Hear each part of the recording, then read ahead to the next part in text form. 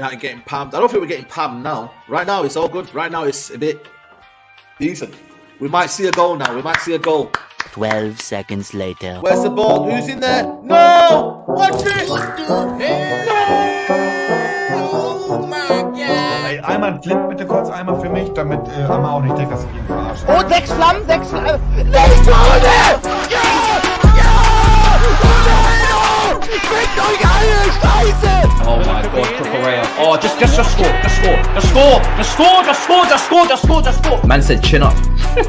Fuck's sake, bro. Held up by a Kanji, and then Salah to pop it into the net, and Liverpool lead. Into the gap for Grealish, Alvarez!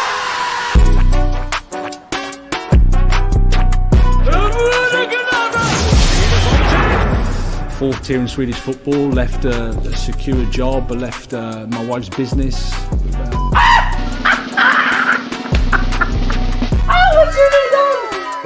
Oh, it's fucking 2-0. Stuff I should be swearing. What is this? Welcome to my weekend. You will never walk alone. It's never sounded so good. I mean, literally all 3 of us now. We're going to be walking together out there into the apocalypse. Silent night, holy night, all is calm, all is bright. We're trying to win the fucking Champions League. They love me. Watch it. Hello. There's a warrant to find Thuggery. I found him. He's not coming. He's not coming to New York. I've decided. I found him. Not coming. Excellent. That was absolutely excellent work from Skull Thuggery. What a goal, man. What a goal. Calma. Matisse, don't say anything. Just let the trip come. Let the trip happen. We found him. Yes, of course. You're coming. You're more than your man. Yeah, man better bring a parachute. That's all I'm saying. Let's start off with the main question of the evening. SAEED, what's with the dribling, the drooling? Bro, man was fasting, man. And obviously, you know what I mean? Like, I needed water.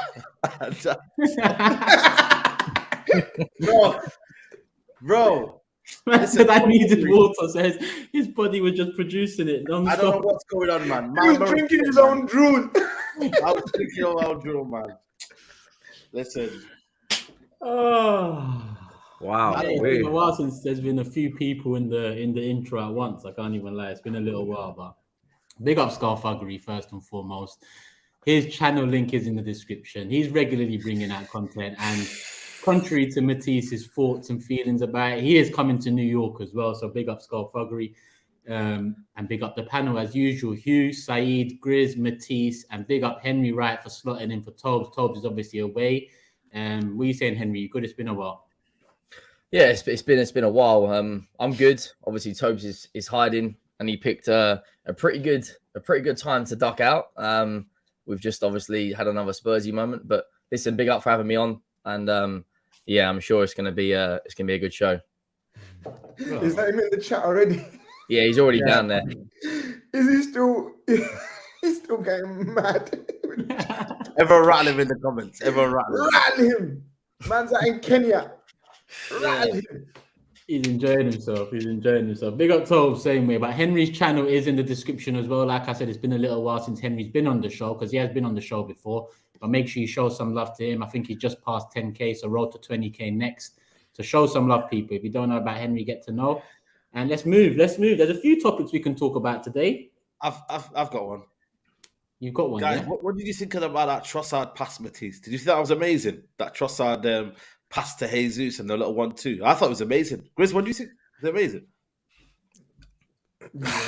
What's going on? Is this what you're trying to start with? Yeah.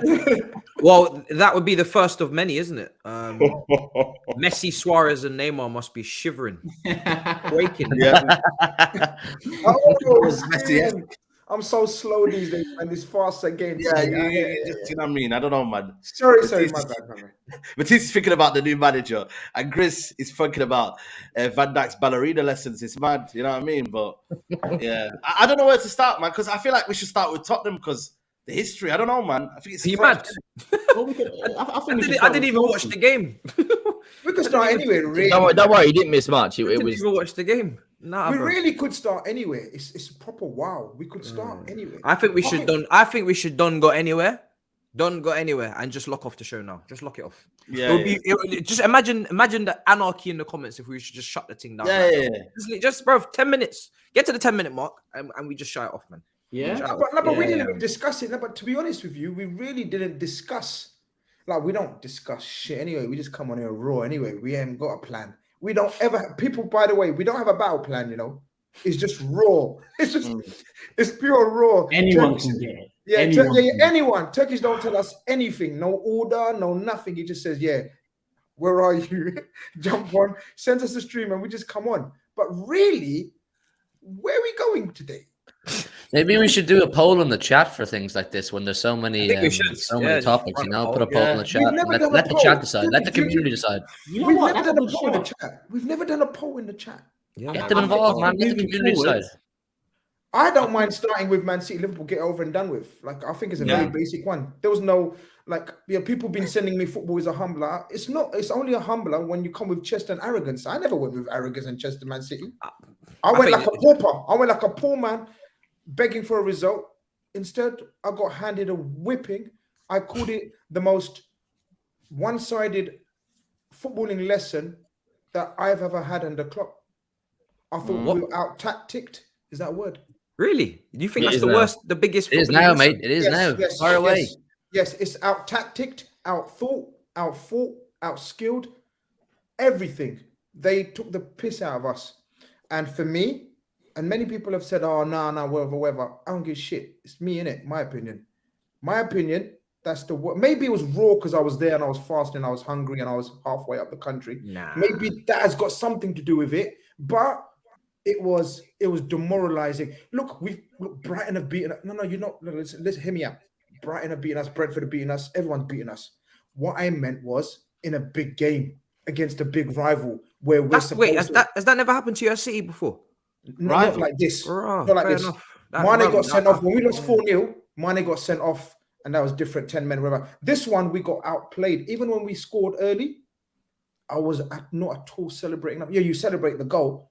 But first and foremost, I don't want to take anything away from Man City. Man City were shit hot, and that's Hughie's turn to speak on City. I'll talk on that. But for me, Liverpool, that was very, very, very humbling. Like, it was boys against men out there. And normally in big games, I've never said that. We've lost big games. I'm not saying we've never lost big games, but in that manner, hell no. People are saying Spurs 2017 at Wembley.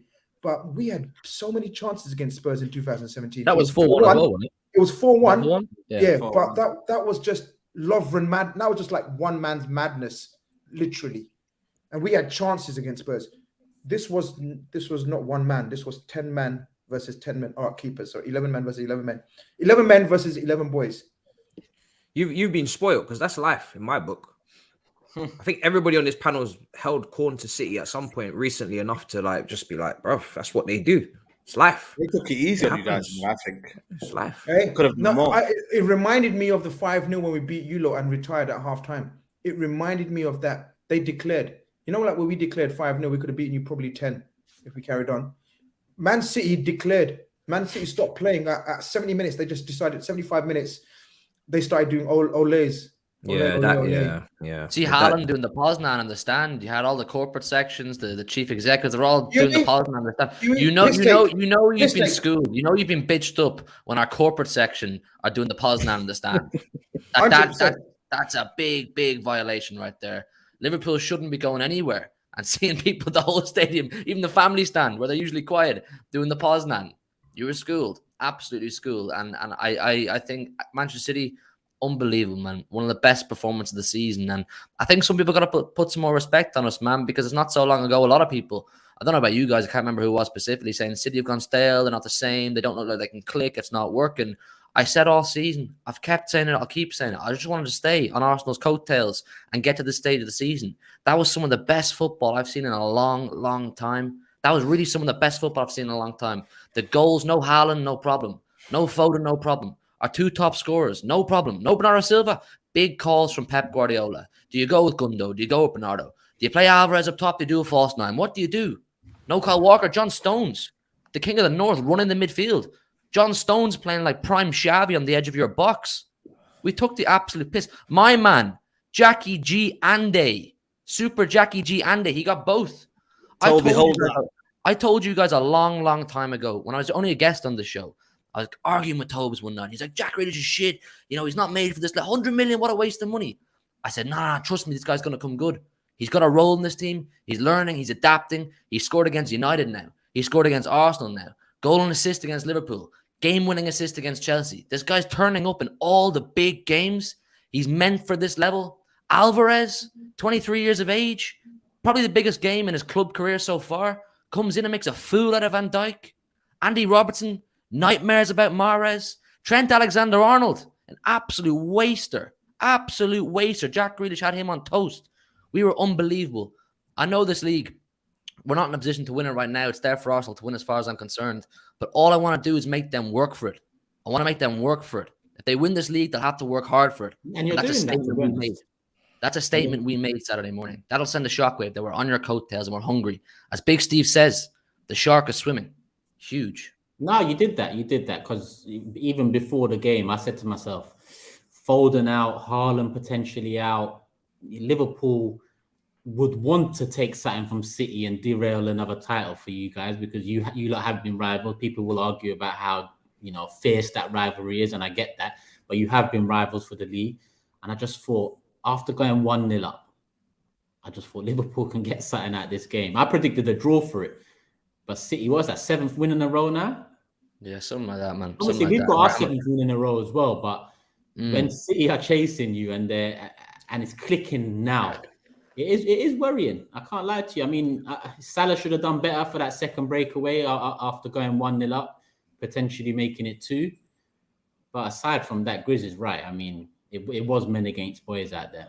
It was men against boys. The big thing for me was the composure and the character from the team. When we did go 1-0 down, nobody panicked. Now, I wasn't in the stadium, unfortunately, this time. I was doing the watch long for City Extra, and we had a good laugh doing that as well. But it never looked like anyone panicked. We went 1-0 down, and there was a split second where I was like, oh, this is deja vu. Liverpool are going to sting us here. It's always a tough battle against this lot. Everybody stayed composed. No one got rattled. We kept moving forward, controlled the middle of the park. I couldn't believe it. I was seeing genuinely John Stones, big John Stones, centre half. He has no right to be knocking the ball around like that. Spraying balls out to the wings. Mahrez, it's probably the best performance I've ever seen from Riyad Mahrez. I mean that. He was absolute. Ramadan Mahrez, it's real.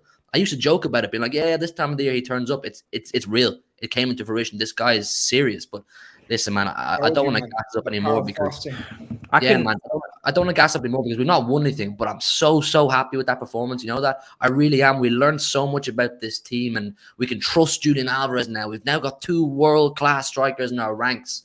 I feel we just need to keep applying the pressure. Hope somebody can take points off Arsenal, and who knows, man. I can see people in the chat accusing me of a heinous act. SAEED, you can answer to the people later, right? But I have never turned my back on my oil brother. No matter how many times my little brother has kicked me, has disrespected me, has said to me, actually, we're not brothers, you can fuck off. I have always said that Manchester City are going to win this league. And all I have asked for is the champagne football that I am used to seeing from them. And now they're delivering it. So it's good to see you back because you weren't playing like this before. Hey, listen. You're my little bro. Don't start this little bro stuff. I was the one that had to calm you down mid-season, calling emergency streams on the Battle of the North. What do we do?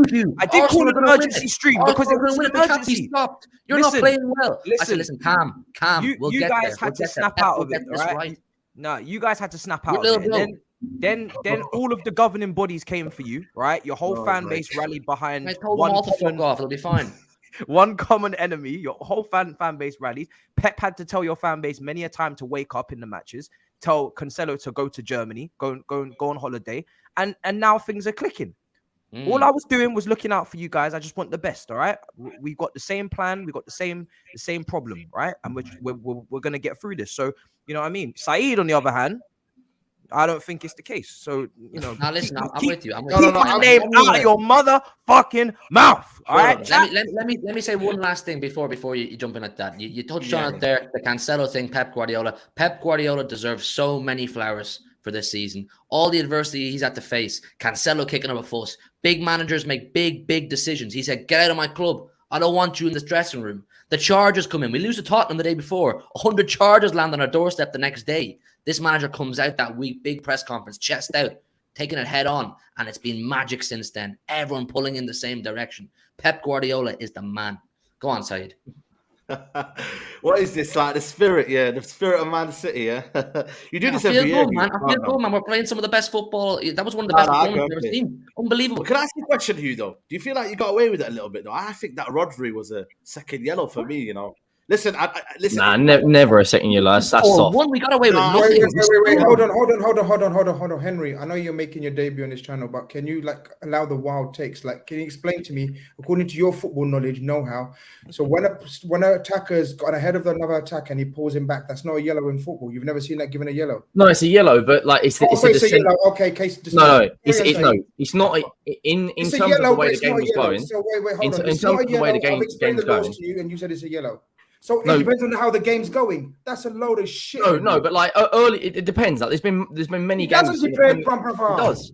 No, it doesn't. The laws of the game shouldn't depend on how the game's going.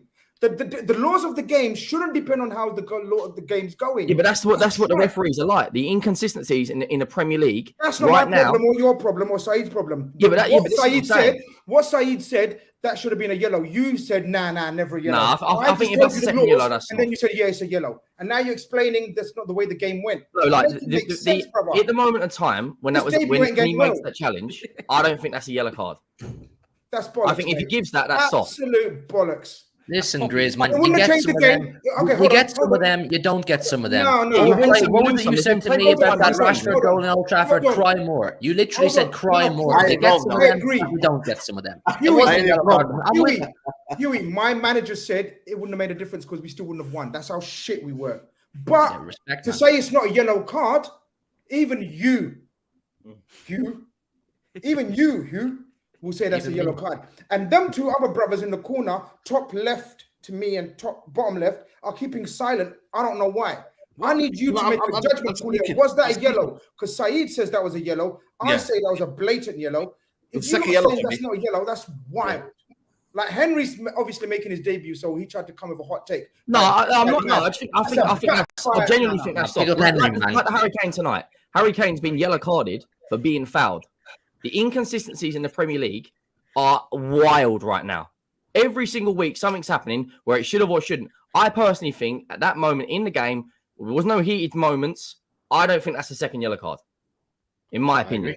Would it have been given a first yellow card? Or does that change the context of everything? Yeah, it would have. I think that's what Henry's saying. I think Henry's saying it's a yellow card, but it's not a second yellow.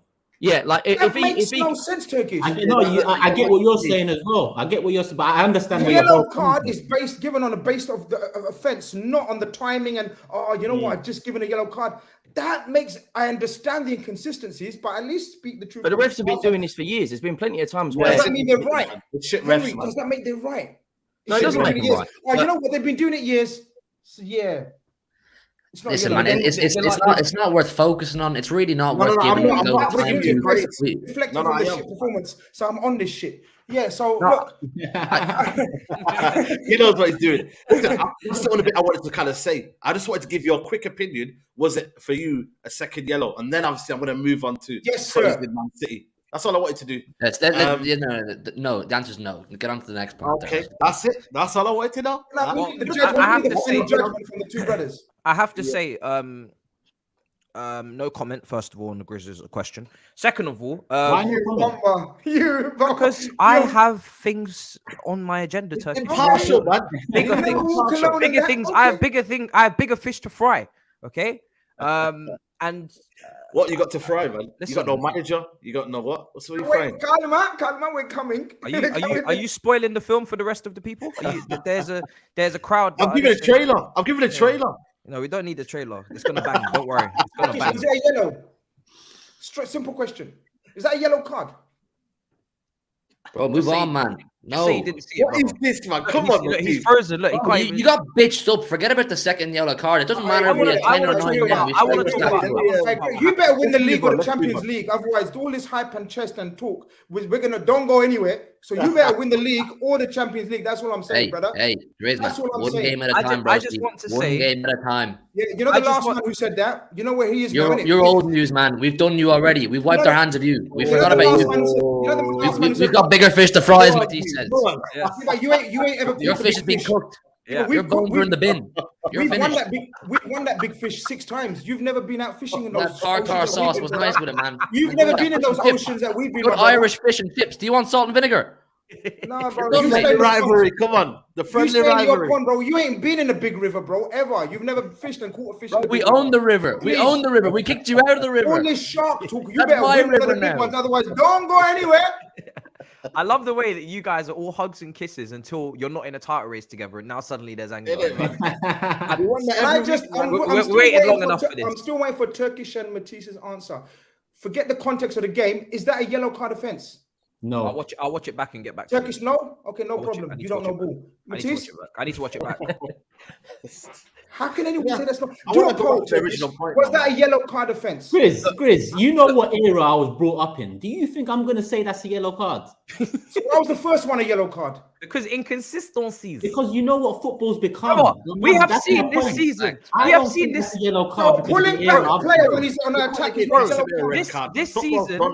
This season, I have seen my players' hair dragged to the floor beneath the ground. No, that wasn't a yellow card either. I have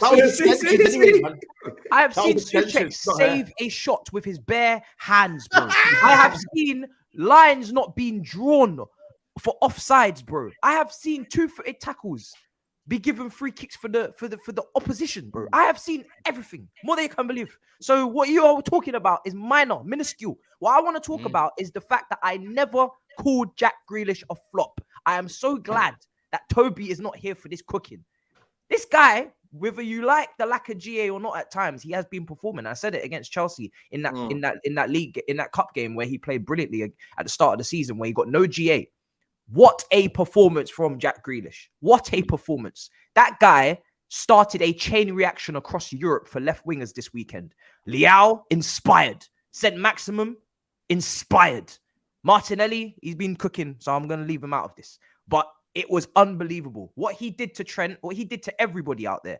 The freedom of the park to just make these little scooped passes. Man must have been an ice cream man in his former life. This guy was just beautiful to watch. Him and Kevin De Bruyne wrapped you lot up. They put you in a spliff, as expressions would say. Why are you talking to me directly? Because I'm just telling you what happened, bro. I'm narrating. Allow you to talk to me directly. I want you to feel it. You're praising Grealish and I agree with you. I want you to feel it in your chest because you promised me that you'll never walk alone. And ever since wait, hold on, we're gonna come to that. You got a couple of wins. You man pissed off. You walked alone. You walked alone. 75 minutes he was alone. You man pissed off and left me in the rain outside with no umbrella. We're gonna come to that. I'm now sat in 11th, and we was meant to be walking buddies, yeah. And you guys thought you were getting Champions League and gonna do this and that and the third. You talk to everyone, innit? You're talking about Grealish. Because I want you to come back. I want you to come back next to me. Look, you're talking about Grealish, and I agreed with you. Nodding away, and I'm thinking, yeah, you know what? Grealish was sick. And then you suddenly turn the conversation on me, like talk to everyone, innit? Like why monologue in it, like to everyone? Why are you just telling me because direct? I feel like you jump ship, bro. You know what I'm saying? You're not meant to do that. Shouldn't have jumped ship. I thought Stones was excellent. I thought Stones was amazing. Bro. Stones was probably the highlight or man of the match, I should say. Sorry, the way he played that role and went into midfield and just effortlessly, man. You know what I mean? I don't know what do they call him? The Barnsley Beckenbauer, innit? They call him Barnsley Beckenbauer, man. Yeah. Oh shit! Where we heard that Beckenbauer shout before? Yeah, that was. You know what I mean? Maybe I was inspired by that, man. Because I tell you what, that was almost Beckenbauer-esque. The way you could get into that midfield and just dictate from that midfield. But just for me, I thought Stones was excellent. I thought Mahrez cooked Robertson, man. Robertson for me had probably the worst game I've ever seen in play, but he's not been right anyway since the turn of the World Cup. You had man like Van Dijk doing ballerina lessons. I thought it was Billy Elliot at one stage. You know what I mean? Shout out to the Billy Elliot film. Good film that. You know what I mean? But I just thought, shout out to the Billy Elliot films, yeah. All time Billy Elliot. Shout out to Billy Elliot, but that was inspired by Billy Elliot, Van Dijk. But you know what, man? Like Beckham, shout out well, to there you go. If you know, you know. But listen, when Man City gave Liverpool a sniff, and then when it was time to turn it on, let's be honest with you, Liverpool were never in the game.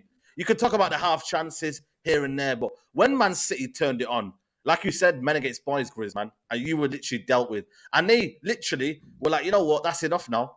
That's enough. And they put the foot on the gas. They brought Cole Palmer on, you know what I mean, and whatnot. But I thought Grealish as well, man.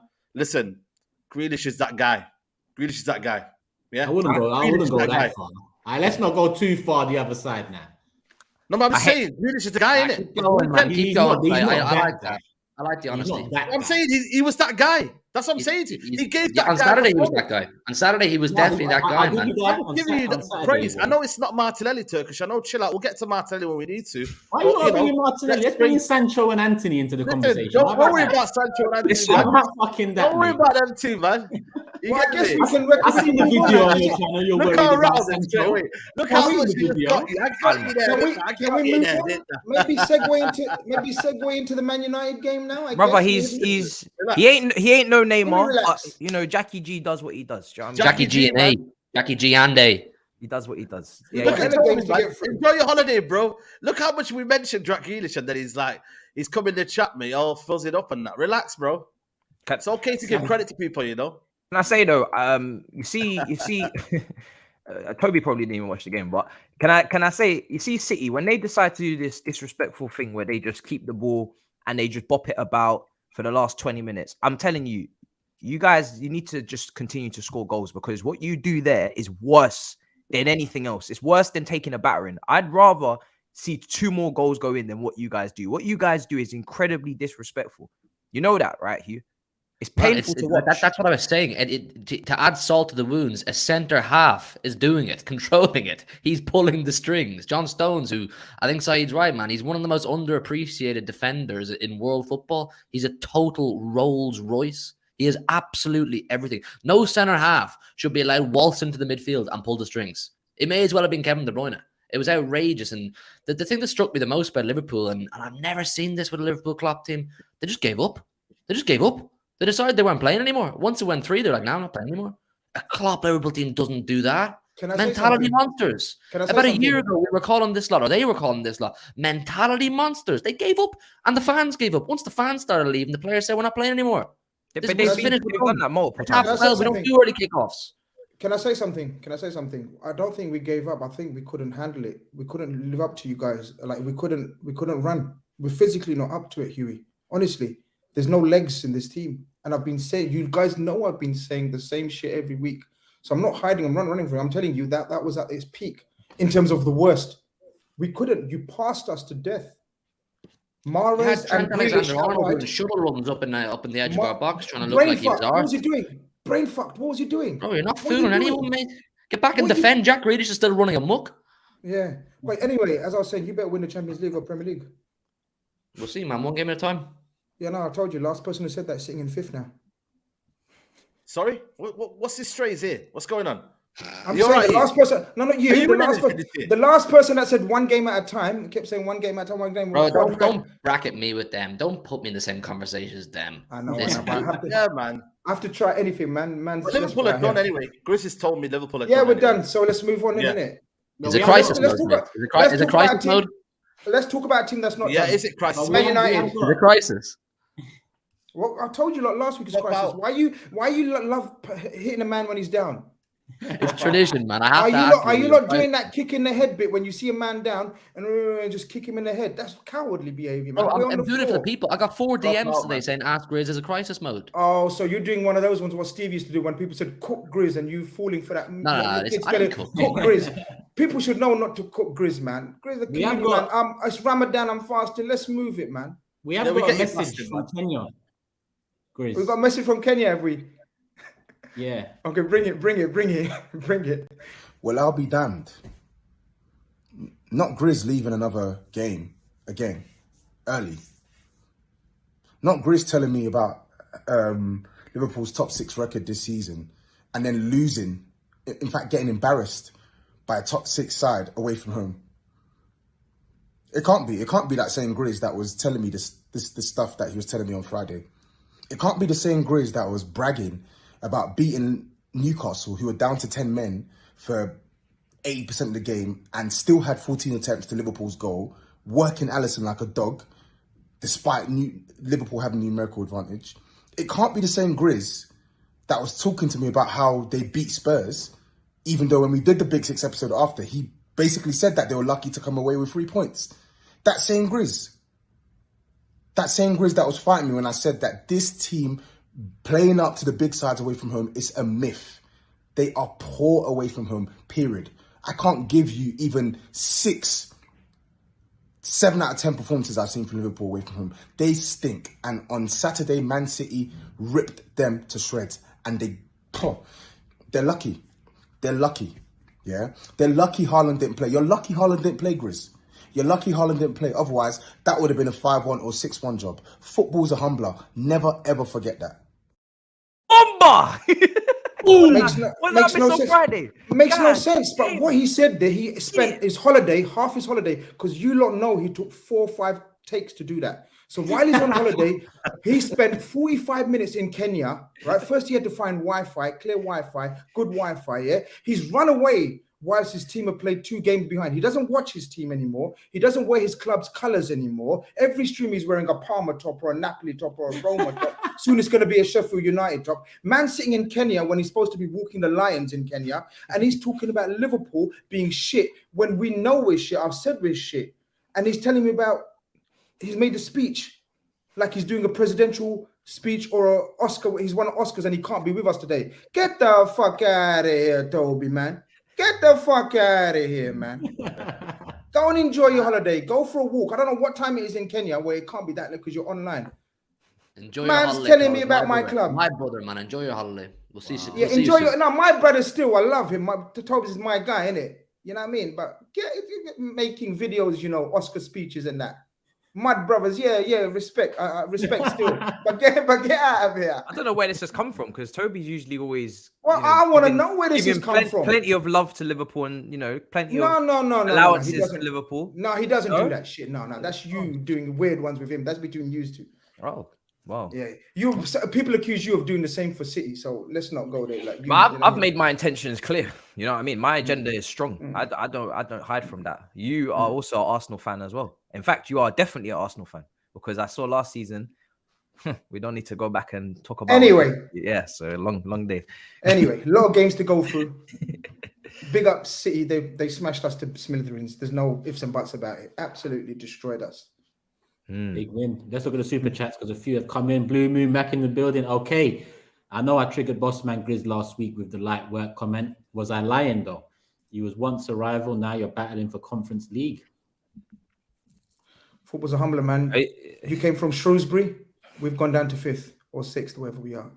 It is what it is, man. No problem, man. Every dog has its day. You guys are the big dogs right now. Actually, you're not. Arsenal are the big dogs right now. As I said, when you win the league,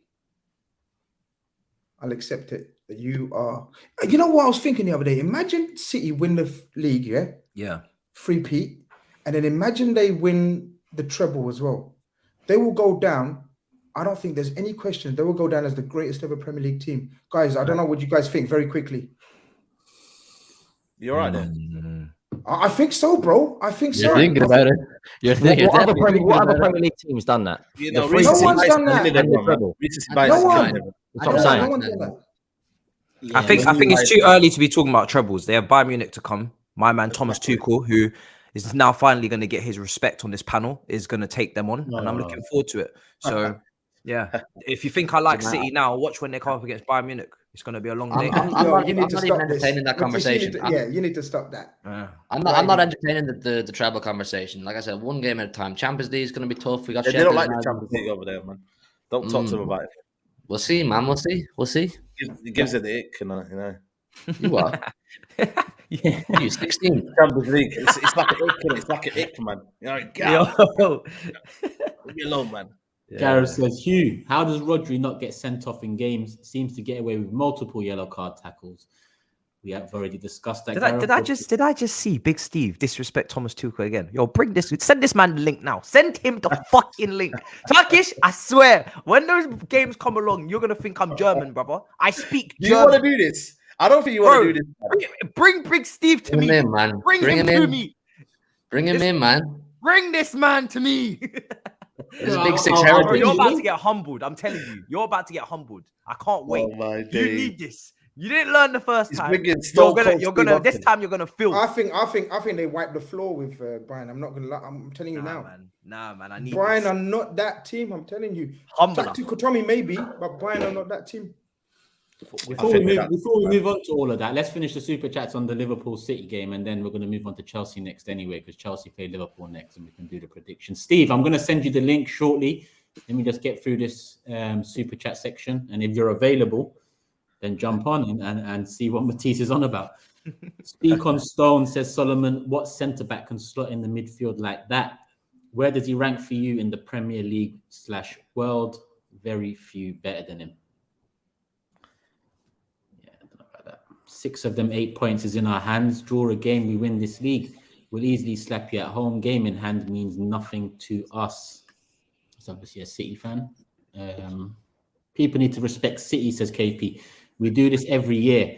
In the second half of the year is when City really start to hunt and cook. Arsenal are panicking. Did you see panic against Leeds? Or are you hoping we're panicking? There's a big difference, my guy. Liverpool might not finish top 4 this year, but what about next year? Arsenal, City, United, Chelsea, Newcastle, all there. Not Spurs. Worrying times. Are you a winger who's struggling to get goals and assists on the board or forgotten how to beat a man? Please see your local GP to get a Trent prescription. Tevin says, man said prime Xavi, you know. Go ahead, Hugh.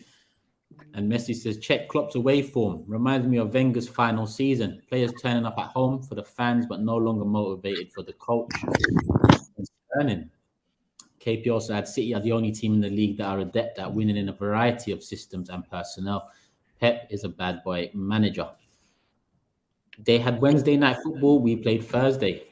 Don't know why. Oh, this is a Spurs one. Let me save this for when we talk about Spurs. Move that on. Has Hughie had too much sugar tonight? Sounding like a double glazing salesman. Get that trophy polished. City will come in for you. Nami says that's a second yellow card for Rodri. Martinelli got 2 yellows in one passage of play against Wolves last season. Rodri gets a... This is what we can't do as well, because those Martinelli yellows, really and truly, he shouldn't have got 2 yellows. So because he got 2 yellows doesn't mean now we apply pressure on referees to give... No, I'm not applying pressure for that. I'm applying the rules. When a man gets pulled back and he's going away, that's a yellow card. No, but I don't give a shit about Martinelli. I get what you're saying, but over the years, we're all guilty of it. We'll look at something in another game, or we'll look at something that happens against us, and then we'll say, that happened against us. That should happen to them. And slowly but surely, look at the standards of one refereeing and how soft the game has gone now. The game is so soft. It's so soft. So we can't look at instances where, you know, that shouldn't have been a yellow card, but because he got a yellow card, let's say that one's a yellow card as well. Because it's just fucking up everything. But, you know, it's down to the referees. It's not down to us, really. Elman says, honestly, can't believe what I'm hearing. Most blatant yellow card, and Turkish Matisse, Hugh, and New Boy are being delusional. Most blatant yellow card. New Boy, you know? That's mad. Yeah, but no, allow the disrespect, New Boy. But yeah, delusional, all 3 of you, yeah. Hold it, man. This freakish I've held it, Huey. I've held it. I've had to. I've got no choice. You're not, man. This freakish hype ain't it. Guy can't talk to my guy Bossard. And Memphis says, nah, Hugh. They shouldn't put United in the same conversation as City. GRIZZ is majorly rattled, firing his gun everywhere, going for the debutant off the bat. Bullets are cannoning off the walls. Henry's my brother, man. He knows what the show's about. He knows what I'm about. I know what he's about. We love each other, man. Ain't that deep, man. Get out of here. Bayern will own City, and City will embarrass the Premier League in Europe, just like Spurs, coming from Memphis. And I think that is the last one I have on Liverpool City. Yep, it is. I've saved some on other clubs, so I'm going to move on to them when it's time. We've already passed 1,000 likes as well, people. We're currently on 1.3K. We've got 8.3K in the building. Make it make sense. Let's get above 2K likes. and let's support the man them. HUGH, SAEED, GRIZZ, Henry and Matisse, all channel links in the description, as well as Skull Thuggeries, and as well as the Big Six official channel as well. We brought out top 6 centre-backs of all time last week. So if you haven't watched that, go watch that. And the next one's coming, top 6 fullbacks. That should be out maybe sometime this week. They're all ready to drop. So slowly but surely towards the end of the season, you'll be seeing regular content in person from us on the official channel. So make sure you're there. Big Six Extra will be back after Ramadan. So look out for that as well. Because obviously Fuad's the host over there. So big up Fuad. And we keep it moving on to Chelsea, because Chelsea do have Liverpool. So we can get onto predictions after we talk about Chelsea. But Matisse, it was your birthday Friday. Your manager was sacked Sunday. What are you saying? Happy birthday, yeah? Yeah, I had to make sure when I blew out them candles that I wished for certain things. One of them was a change in management. One of them was a Hamilton podium. And then I had a spare candle, and to be honest, it was a win against Villa, so it didn't really all work out for me. But yeah, man, I mean, I'm relieved, bro. When you're sitting top of the page 2, I feel like I'm on Google search. You know what I mean? Like, we couldn't compete with your league, so we decided to go down to Crystal Palace and Wolves, and it's nice. We're top. Very proud of this league, man. We're just flying 8 points clear of the cheerleaders. South London still got control over some of the city. But yeah, listen, he had to go, man. This guy, some of the madness. I feel like every time we lost a game, he just loaded up SofaScore, got the app, went to see what the XG was, and just regurgitated it to the press. And some of the decisions he made, and to be fair, his last game wasn't even that bad. Like, when I rank his L's, that wasn't even one of the worst. That was actually all right. Like, created loads of chances, missed loads of chances. We lost 2-0, but to be fair, it was to the team right next to us in the table. It's not like it was Southampton. They did have a coach in charge as well. Emery's in charge. Emery's a very, very good coach. Villa have good players. So it wasn't the worst. Wasn't the worst defeat. I think they just acted because they saw Nagelsmann was available. It seems like he's the favourite. Enrique's there as well. There's a few people available, and they don't want Tottenham or Real Madrid to get involved. So I've seen worse, man. My breaking point was the Southampton game. When we lost to that caretaker manager, and then Southampton lost to Grimsby, I said, this is mad. So yeah, with him, I don't really know where he goes from here. He probably goes to maybe a mid-table club next season, but in the end, it's not all his fault, because he still had a squad that was too big for him in the end, too many players. It was tough to manage, but the excuses were running out for him because some of the performances, some of the decisions tactically were just really ridiculous. I haven't seen something so mad in all my life. Definitely the worst manager in our history anyway. I think he is statistically. Yeah, he is. Like, Matisse, do you think if Munich didn't sack Nagelsmann and he was still in a job, that Potter would still be there?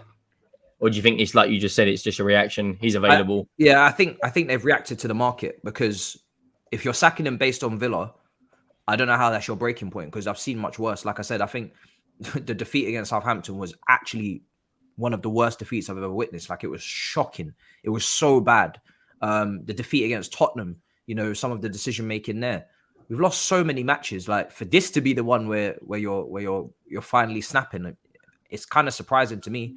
But I ain't gonna complain about it, because I feel like I really did try with this guy. But some of his decisions, and then his comments, and now it's all coming out that the players feel like he was almost too nice. He felt like, personality-wise, like an Ole Gunnar Solskjaer. Like, he was just trying to keep everybody on side. Ole did better than him, man. I don't know about Ole. Did better than that, Potter. Bruv, Ole had you doing a madness, doing Spud Me G's and whatnot. But like, as much as I did it, he ain't no Potter. I'm not saying. I would can't compare him to Potter. Well, Ole's still unemployed. Ole's still unemployed. It don't matter though. You can't compare it to Ole. Ole, I can, because your guy's 11th. Yeah, he is 11th, but my guy will definitely. It's not, as much as I wanted Ole. First of all, he's not my guy. Let's not do that. This is not my friend. Okay, this is not. Listen. Yeah, let me just say something. The reason why they sacked him, is because he's not even top of West London. You know what I mean? Fulham and Brentford are ahead of these lot. I think the London Council must have had a. You know what I mean? The West Borough, I don't know where they are. You know what I mean? Kensington Borough must have woke up and be like, we can't do this now. We're getting laughed at around the council estates. You know what I mean? You need to sack this guy. They've written a letter to Todd Bowley. I said, sack this manager, because we're having letters through Brentford Council, the Fulham Council. You know what I mean? They couldn't handle it, man. I just find it all laughable. I really do, man. I really, really do. Chelsea Football Club, a guy who comes in, sacks Tuchel, the greatest ever manager, according to Chelsea fans. They're all crying. They say, you know what? We've got a long-term project. We got Graham Potter. He backs him. And then all of a sudden, when the going gets tough and Chelsea fans don't want to get through the grind, it's like, yeah, sack him. I just think your club is an absolute mess. I thought Bowley said he didn't want to be like Abramovich, and now he's just pulled the trigger. He's sacked 2 managers in 7 months. But Abramovich has never spent done what, that 600 million? Yeah. Look, the thing is, do you know what I noticed about Saeed's comment? And I agree with everything he said and all that, blah blah blah. But the one serious comment that I want to pick up on, and like, I'm sorry to make this a serious conversation where, you know what I mean, really, we just want to smash you to bits and cook you. But you know that bit about where the Chelsea fans are unable or don't want to go through the grind? That's a very important point Saeed made there. Like a lot of clubs, Arsenal fans went through the grind. Spurs fans have only seen the grind. City fans, you know, Man United fans are seeing the grind. They think they're coming out of it. Chelsea fans don't want to do no. Can I ask you something? When was Arsenal 11th? Did Arteta ever have a win percentage of Potter? Did he ever have one win against the top 10? What I mean? No. This comparison needs to end. Arteta, for all the criticism that I've given him, he won an FA Cup within his first half of a season, right? He had something. At least he did something. This manager has done nothing. We have nothing. He was going to win the fucking Champions League. Yeah, I bet he was. Yeah, fucking bet he was. Listen, we are 11th. I don't want to hear this about Chelsea fans not patient. No team of our ilk should ever sit in 11th. Though, it's a grind. That's not the grind, brother. That's not the grind. That's home, bro. That's not the grind. You need to go get a job, bro. Like, you need to go back to work. Like, that's not part of the grind. Go get a job. That's time to work now. You're 11th. I think you're one of the most entitled fan bases I've ever come across. Yeah, but that's the mentality of the club. For the last 20 years, they've been one of the most decorated teams in Europe. So that's my point. But that's because of Roman Abramovich. No, if we were sitting in 7th, yeah, but then they can't go and put like £600 million into a football club and be sitting 11th. If we were sitting in 7th, no grind, no hard work. Oh right, yeah, okay, fair enough. Do you get what I'm saying? Yeah, they don't want to do hard work. They just want to spend money. It's like they just want instant sack the manager. But... Spend money. Instant success, my backside. Instant success, my backside. Chelsea fans were not asking for instant success. I seen you twerk. Hold on. No, let me land my point. Chelsea fans were asking for some sort of competency. To win games against Southampton at home that lost to Grimsby. To beat Everton, the same team that you beat. And then you beat Newcastle and started waxing lyrical that you guys were going to go back and get top 4. The same Everton. Hold on a second. We were not asking for success. I think you're getting very confused. We didn't sack this man in 6th, in 7th, in 8th. I'm not confused. We are 11th. We are 11th. Do you understand that his managerial record without Tuchel this season would have him in a relegation fight? Can I ask you one question? Now tell me. Now you explain to me. No problem. Can you name one manager that has come out of the trenches like that and it's been a success? Tell me one manager that had any of these teams on this panel. No problem. I want to know. I'm going to ask you a question, and I ain't got time to do research to answer your questions like that. What I'm going to ask you though, the next manager you bring in, if you don't see no improvement, do you sack him again? Bro, I don't even. Come on, answer the question. If he still finishes around this time, let's say you bring in Nagelsmann, last 10 games he loses 5 of them. 3 wins, whatever. Same kind of thing. Are you suddenly going to say, yeah, sack him as well? Of course you're not. No grind. You're not going to sack him, are you? You're going to have to go into the next season. So next season, okay. So the next season, you're expecting what? What are you expecting next season then from the new manager?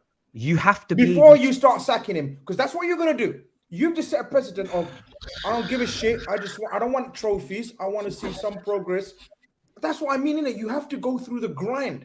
You got a new owner. You got new board members. You got new scouts. You got new players. You got a new manager. You don't want to do the grind. You want to see something straight away.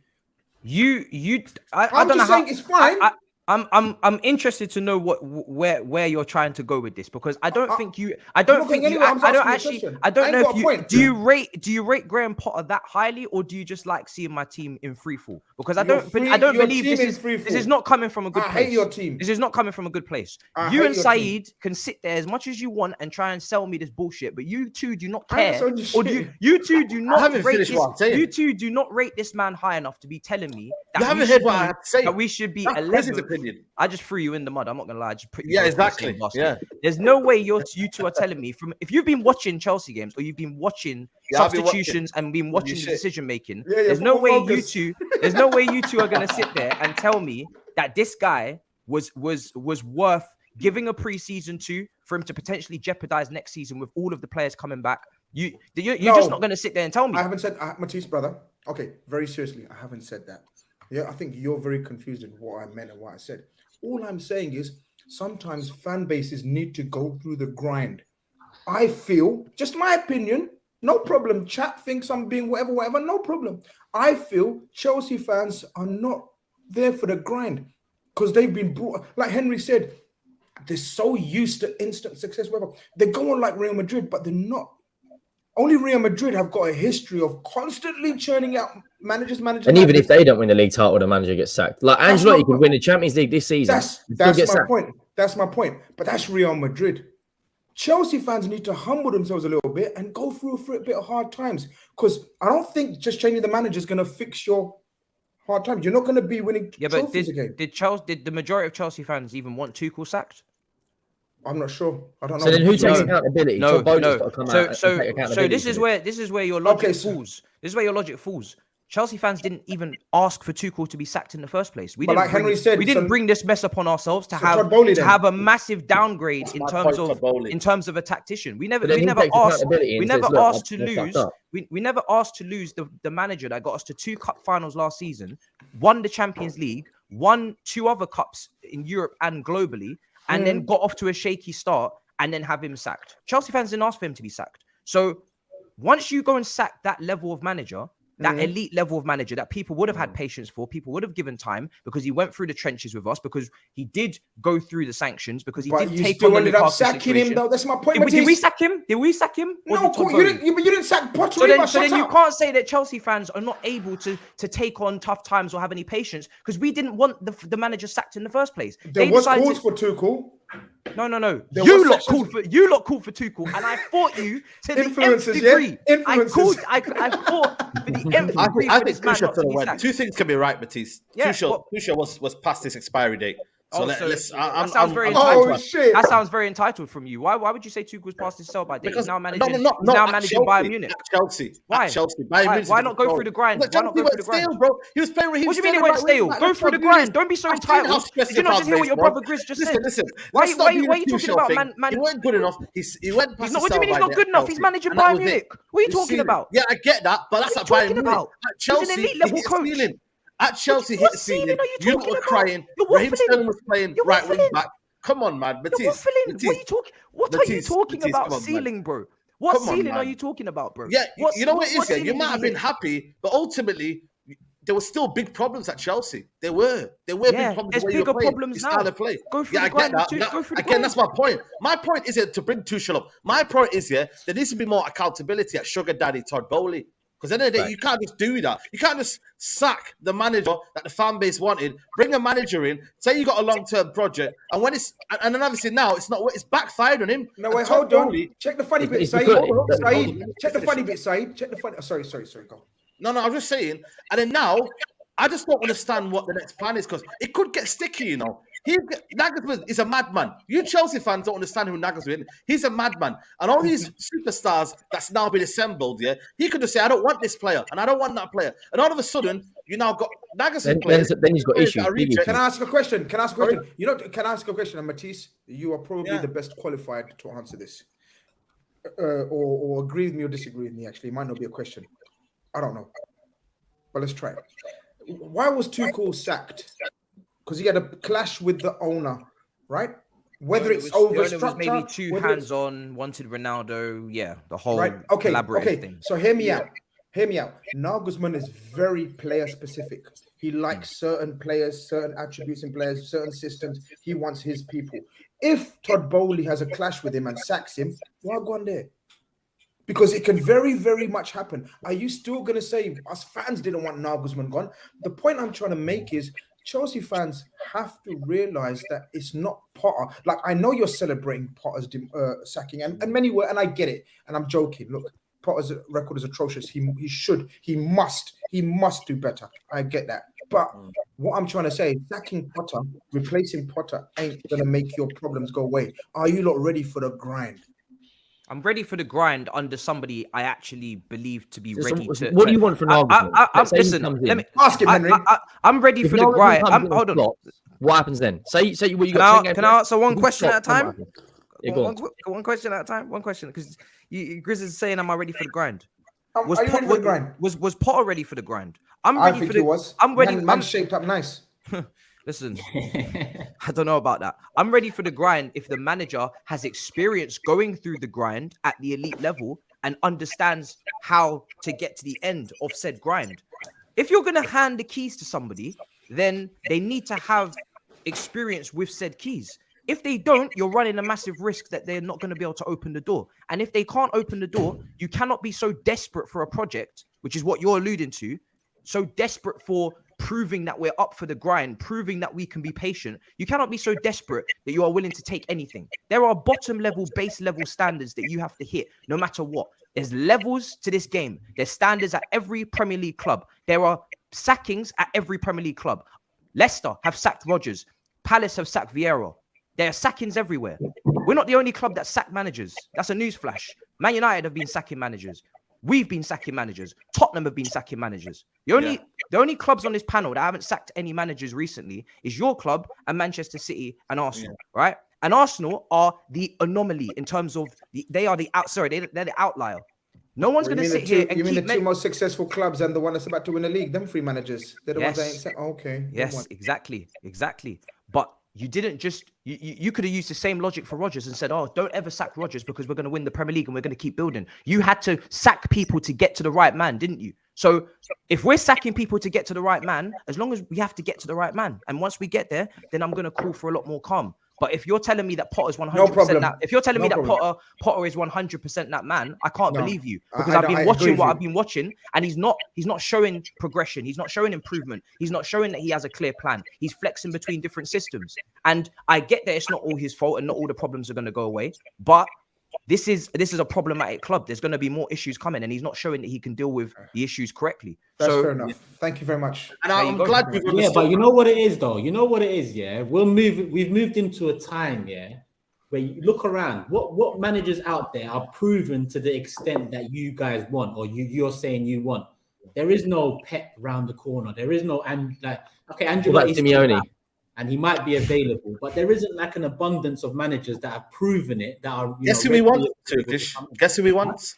Guess who he wants as a manager, Matisse? Nagelsmann. No. Pochettino. Good manager. No chance in a million years ever going anywhere near you.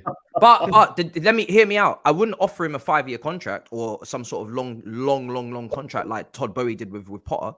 I would give him, say, a 2.5-year contract, 3-year contract max. Why are you laughing at that though? And I would as a manager, you don't sign for Chelsea like that. You don't sign for Chelsea. That'd be like Sol Campbell all over. Hold on a second. Your payoff is big. Graham Potter smashed it, man. On a 5-year contract, did 7 months work and collects 50 M's now to walk away. He's absolutely smashed it. Hold on a second.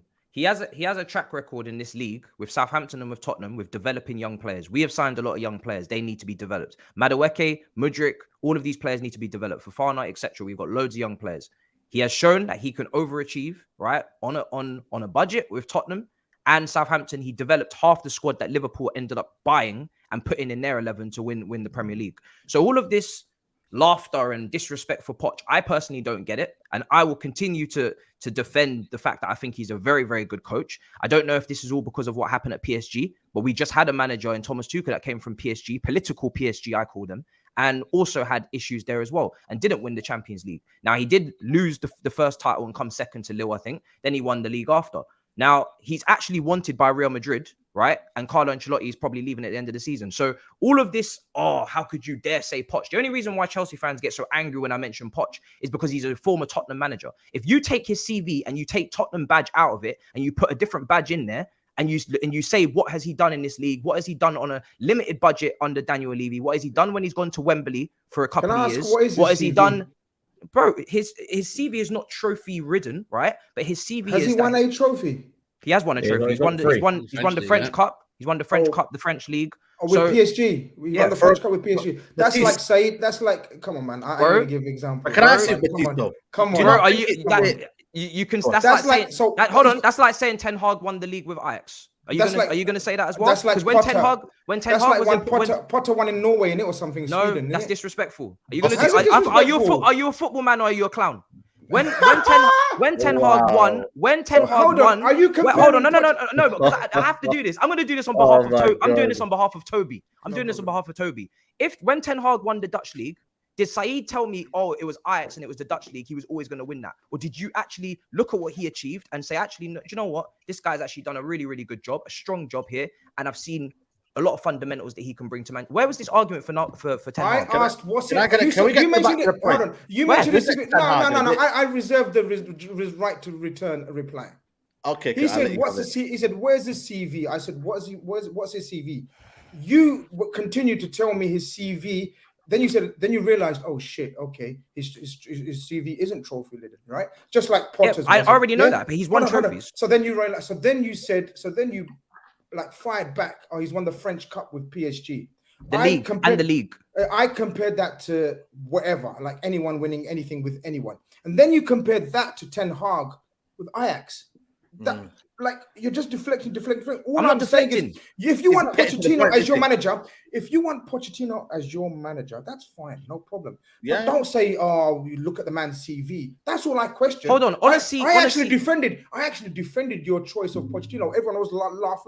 I said, why are you not laughing at Pochettino? But then when you brought up, look at the man's CV, that's all I brought up. But his CV, no, but hold on a second. When you're at Tottenham and Southampton, are you expected to win trophies?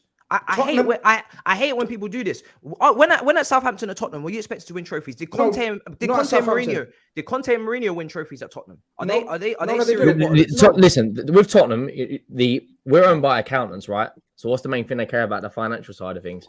Trophies aren't important to Tottenham. Top four is. That is a trophy for us. With Poch, I get what you're saying, Matisse, and he would develop a lot of your young players. But I just can't. If he goes to your lot, that will be bigger than Sol Campbell going to Arsenal for us in terms of where he took us. No. I think it will. No, honestly, Turkish, you've got to remember this. Maybe it was bigger, but it will be very close. This man, we didn't buy a player for 587 days. Lucas Moura banging up Champions League semi-final hat tricks. We were in 2 title races. Yeah, we might have finished 3rd, but when have you ever seen Tottenham in a Premier League title race? That's what I'm saying. He got he got them to a Champions League final. He beat Juventus along the way. Manchester City. Why are we pretending like this guy has done nothing? We went to the Etihad. When I say he has a CV, magic though, Matisse. When I say he has a CV, I said he's got I'm not saying that he's trophy ridden, but are we going to pretend that he didn't put Tottenham? No, we're not going to pretend that. You've seen him in this league, right? You've seen if he was given time and money at Chelsea, he'd succeed if he's given time and the right players he wants. And he's not going to get that Chelsea. And this is the thing. He might get the players, but I look at a club that is wanted to win now against a manager who wants to develop players, maybe take the long-term approach, maybe wants to kind of understand the club and look at its ethos. I just think the marriage doesn't make sense for me. The Pochettino outlook, and then you got Chelsea. Then you say 18 months. You know who you need? How long did you say? 2 years? 2.5 years? I just think for me, it clashes a lot, man. For me, Nagelsmann clashes a lot. I just don't know now what this Todd Bowley does right now, because I feel like it's fragmented. Everything that he's said, everything what he's kind of said to the Chelsea fan base, it's almost like if I was the owner now and I'm looking at thinking, well, why should I believe you? When you brought in Potter, I hear that. I agree with you. You get that? It's contradictory, right? But I disagree. I disagree with you saying that Chelsea are still on this whole win now. They didn't sack him because he's not winning now. Winning now means winning trophies. That's not why they sacked him. They sacked him because he's 11th. Please do not take this sacking as Chelsea are still trying to win now. Chelsea did not buy a load of under 23s in January to win now. You're getting the two things conflated. Like you said, two things can be true. if Chelsea are going to bring in all these young players in January, they're still going to need to develop them. They're still going to need to build. They're still going to have patience. And I hope most Chelsea fans understand that. We're not going to go for Diego Simeone. We're not going to go for Conte. We're not going to go for these guys. But like I said, give it to someone who has experience of building something substantial or serious. Like Southampton, look at the team. Look, Liverpool robbed them. They took everybody. But Matisse, that's my point. Yeah. My original point was your fan base, majority of them aren't or don't want a project manager. Because they don't want to go through the grind. That's cool. That's their business. But that's what I said. You don't want a now manager every single time. You want a now coach every single time. And that's my point. You're suggesting something else. I agree with what you're saying. I'm saying majority of the fan base wants a now manager every time. And like Turkish said, there's not that many now managers right now. I don't know if you've run a poll or you've done a survey says. I don't know if you've survey says because you're saying that most of them do. I don't know. I'm not getting no, but Matisse, I need the data. You can admit that Chelsea fans are spoiled. And course, I was spoiled growing up as an Arsenal fan. But when you're spoiled and then you go a few years, let's say in the mud. Weeks, man. Your emotions are all over the game. They can't handle weeks. You make a great what you've just justified in Poch and the way you see it in terms of going through the grind with someone you trust. Very valid. I'm with Grizz. I agree with you there. But the majority of Chelsea fans ain't thinking like you. I'll be honest there. They want to win immediately or next season. Short-termism, I've said it before, has put a ceiling on us quite a few times now. Like chopping and changing managers, different players having to adapt to different systems, different players being brought for different managers. That has capped us off at no win in the Premier League since 2017. No Champions League semi-final before Tuchel since 2014-13 under Mourinho, when Courtois was at Atletico Madrid on loan. That was how long it took, 7-8 years to get to a semi-final of the Champions League between Mourinho and Tuchel. So all of this win now mentality, I've already put that to bed and put it extinct. It's not working. So we have been in the shit for many years. The only reason why we weren't in the shit in recent years is because Tuchel came in for 6 months, put an incredible system together, won the Champions League, which consequently led to 2 more cups. You take that away and Chelsea are trophyless for how long? 5 Wembley defeats in a row. So I already know that this whole win now method don't work. That's why I'm not telling you that's the plan. What I'm telling you is that after what I've seen him do at Southampton, at Tottenham, with limited budget, with young players, which is what we have, and then he's had the experience of working with elite players and politics and big names at PSG, I think that this man should not be laughed at as an option. And like I said, if you used to remove that Tottenham badge out of his CV and you replace it with, say, I don't know, give me a team in this league that we don't hate. Brentford, Brighton, Palace, someone like that.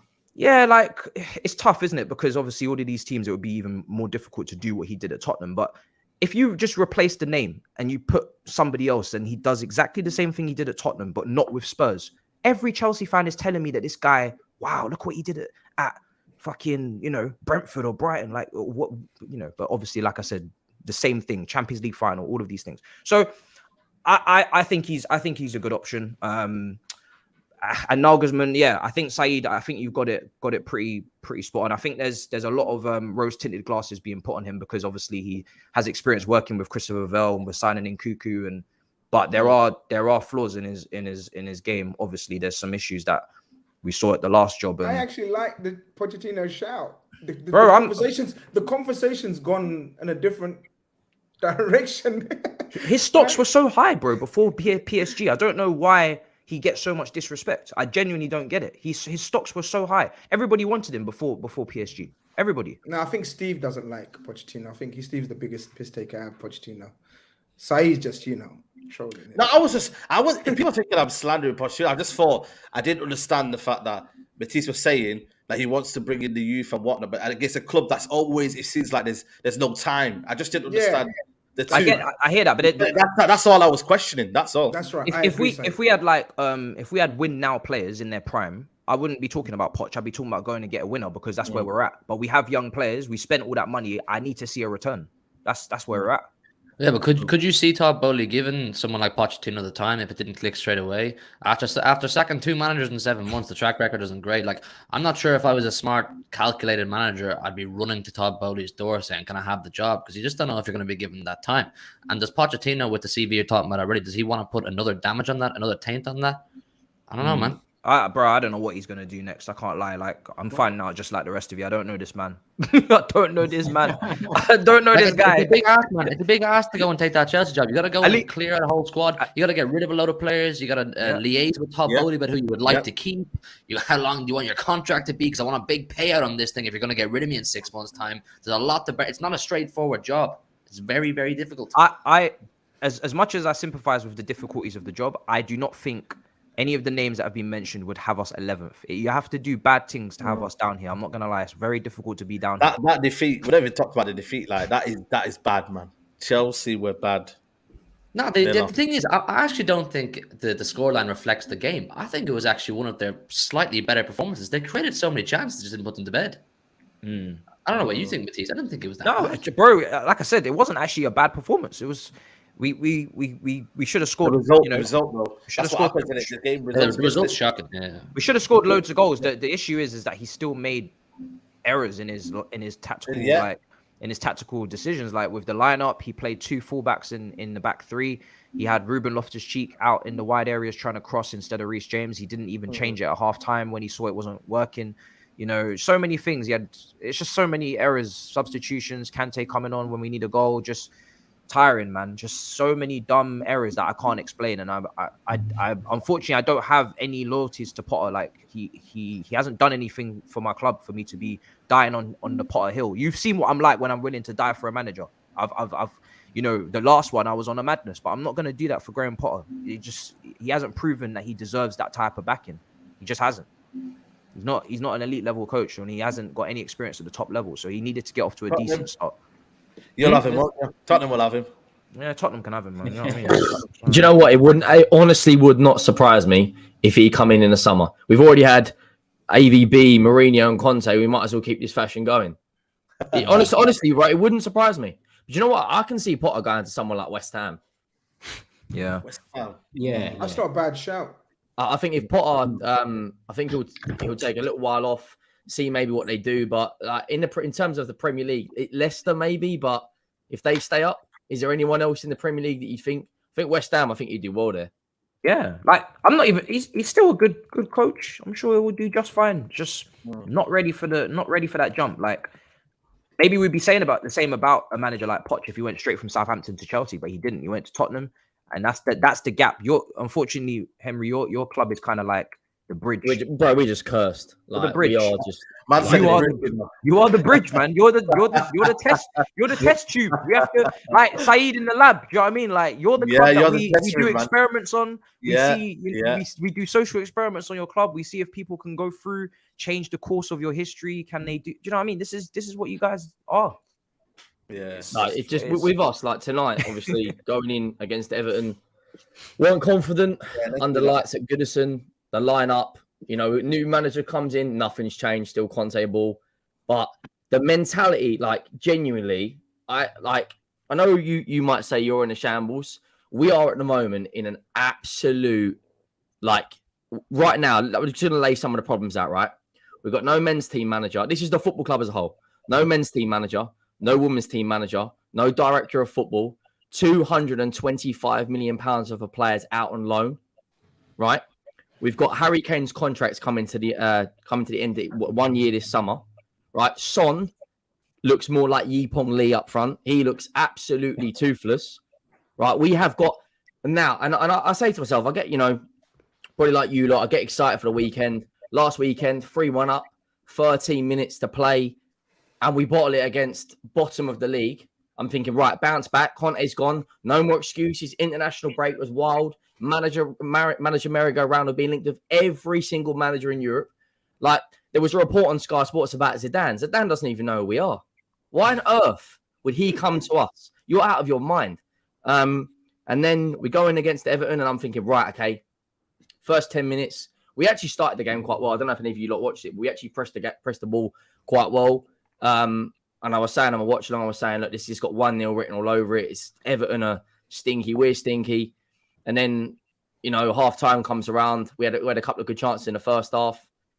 Second half was an absolute madness, you know, 2 red cards. Decore, I don't know if any of you lot saw the red card or thought it was a red card. Little slap on Kane, was it? Yeah, he pushes Harry Kane in the face. So Kane pulls his shirt because he's off balance. Decore then pushes him and then pushes his face. So Decore gets red carded and then Kane gets yellow carded as well, which for me, I was talking to you earlier about the inconsistencies, Grizz. How does Kane get yellow carded for getting pushed in the face? And I'm thinking, right, 30 minutes to go against 10 men Everton that are under the cosh, that are struggling, that have got less goals this season than Harry Kane himself. I'm thinking, right, this is it. 2-3-0, job done, get through next week. Got a big game against Brighton. We get the penalty. For some reason, Romero's up front in the penalty area. He gets fouled. Whether you think it was a penalty or not, Harry Kane dispatches it bottom left corner. And I'm thinking, right, you know, just take the pressure out of the crowd, coast it to 90 minutes. We're now trying to play out from the back like we're Man City. We've got one good defender who's competent on the football, and that is Romero. Lloris is fizzing it into Dyer and Longley, who was defensively Longley's worst performance probably in a Tottenham shirt. You're going to see he was all over the place, right? We're under pressure. Everton are gaining on us. And I'm thinking, right, 10 minutes to go. Let's get through this. Let's not have a Spursy moment. And then once again, it happens. Like, genuinely, the mentality of this football club, I have never seen a club that's supposed to be in the top 4 like this. The mentality absolutely stinks. We've got a manager coming out giving himself a £500,000 pay rise, telling everyone to pull together. And then you see performances like that, where we bring on Lucas Moura, who is leaving in the summer. This guy's going, and Danjuma's just sitting there. What was the point of us signing Danjuma? We robbed Everton off this guy the last day of the window. He's sitting there playing games on his phone. Lucas Moura comes in, and then 5.5 minutes later gets sent off. Like, I'm saying he's playing snakes. like honestly, like you man sat back though. That was disgusting, man. That was disgraceful. How was against 10 men Everton that have got no goals in them? Michael Keane gave away the penalty. He thought, do you know what? I've got to redeem myself. Do you know what Michael Keane reminded me of? When we played Arsenal and we lost 2-0, there was no pressure on Odegaard. It was about 25 yards out, no pressure, and they just went, pull the trigger, and he slotted it away. And then Michael Keane puts an absolute rocket into the side of the net, and then that's it. And then I thought Everton could score another one. But there isn't a single football club in the Premier League that has a worse mentality than Tottenham when it comes to holding on leads, when it comes to everything. We've lost so many points from winning positions. It is laughable. Like, real talk, when you actually look at our season this season, Harry Kane, okay, he scored a lot of goals. Performances, he hasn't been good. Son's been woeful. Let's be real. Kulusevski doesn't look the same. Right, look at the midfield. We've got Bentancur's done his ACL. We've got Nosar. We've got Skip and Højbjerg. We're getting outrun by Everton. Iwobi looked like a good player today. Like, genuinely, there's so many problems at Tottenham right now. The mentality is all wrong, but nothing's going to change. If we get top 4, I tell you now, it's a miracle. If we get top 4. You know what, Henry? You know what's crazy, yeah? Stellini was Conte's assistant. What did Daniel Levy think was going to change? Like, and this is the problem. This is where he thinks he's fooling everyone, Daniel Levy. You know what I mean? Thinking that a little bit of a change of maybe the presence of Conte, the negative atmosphere that Conte would bring. It's the same tactics, man. The same negative tactics we're seeing that Conte had, Stellini's had. Stellini don't have no philosophy. He just knows what Conte told him. He's probably got his old tactics board.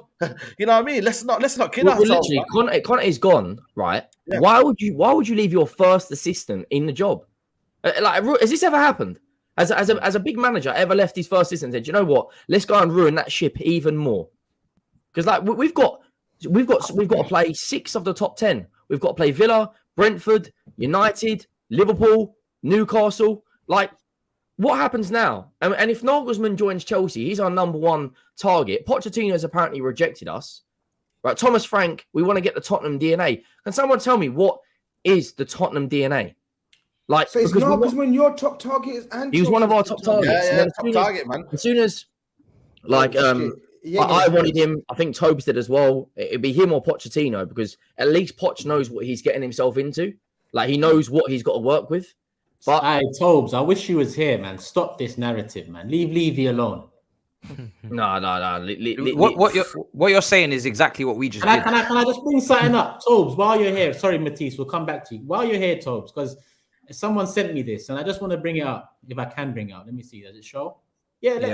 Let's look at that quickly. Yeah, prior to Levy, no top 4 finishes, none, and the highest finish being 7th, average finish 11th. Yeah, prior to Levy. Since Levy's come in, 7 top 4 finishes, highest finish 2nd, average finish of 6th. Shit. This is my argument about putting it all on Levy.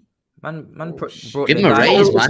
Give Levy a raise when he's smashing it. Man brought the diagonal statistics. Turkish turned into nerdiness. It's not all on Levy. Like, Conte had to take accountability. It ain't acceptable to be losing to Villa, getting slapped by Leicester, losing to Sheffield. But at the same time, Levy never ever gives a manager the best equipment to do the job. Like, we spent 500 million the last 3 or 4 years on what? We've probably had 3 or 4 good signings. Bentancur, Kulu, Romero. That is it. You see the group chat? He's coming for you, Turkish man. He heard that last comment. Hey. I'm ready, man. I'm ready. Come on. I told you, you're live, mate. What do you want? Why are you just lying for? Like, why are you being disingenuous? What do you mean? Look at it. It's there. Read it. What do you mean? Look at so it. when you say these things, it's disingenuous because nobody puts all the issue on Daniel Levy. Nobody does that, right? Conte has been sacked. Why? Because he's been pathetic this season. Henry has just called out all of the players that were poor today. Why? Because the majority of them have been poor this season. It is not all on Daniel Levy, but for some reason or another, you love defending this guy. He chose to sack Conte and leave Stellini in the job. He chose to sack Pochettino and hire Jose Mourinho. He chose to authorize the hiring of Nuno Espirito Santo 72 days after sacking Jose Mourinho. He chose to not give Pochettino money when Poch needed it the most to push Spurs to greater heights. He chose to not give Harry Redknapp money to spend when Spurs were 3rd in the league in January and looking up at the top 2. He chose all of these things. So when there's criticism on Daniel Levy, stop making it out as if, oh yeah, Levy has done, Spurs fans are saying Levy has done no good at Spurs. That's not true. I've said repeatedly, Daniel Levy has done some good things for Spurs. He's done a lot of good things for Spurs. And off the field, he's a juggernaut. But we're talking about on the field matters. And on the field, for the last 4, 5, 6 years, even further, the decisions have been disastrous. One disastrous decision after another. And it just puts Spurs in deeper trouble. Like, this is clearly a guy who is out of his depth when it comes to managing a club that has expectations of consistently being a top 4 side, of trying to break your trophy drought, trying to actually be competitive. This guy doesn't have an attitude to win. So what are you actually saying here? What is so hard to grasp about how Daniel Levy is failing Tottenham? It is clear as day.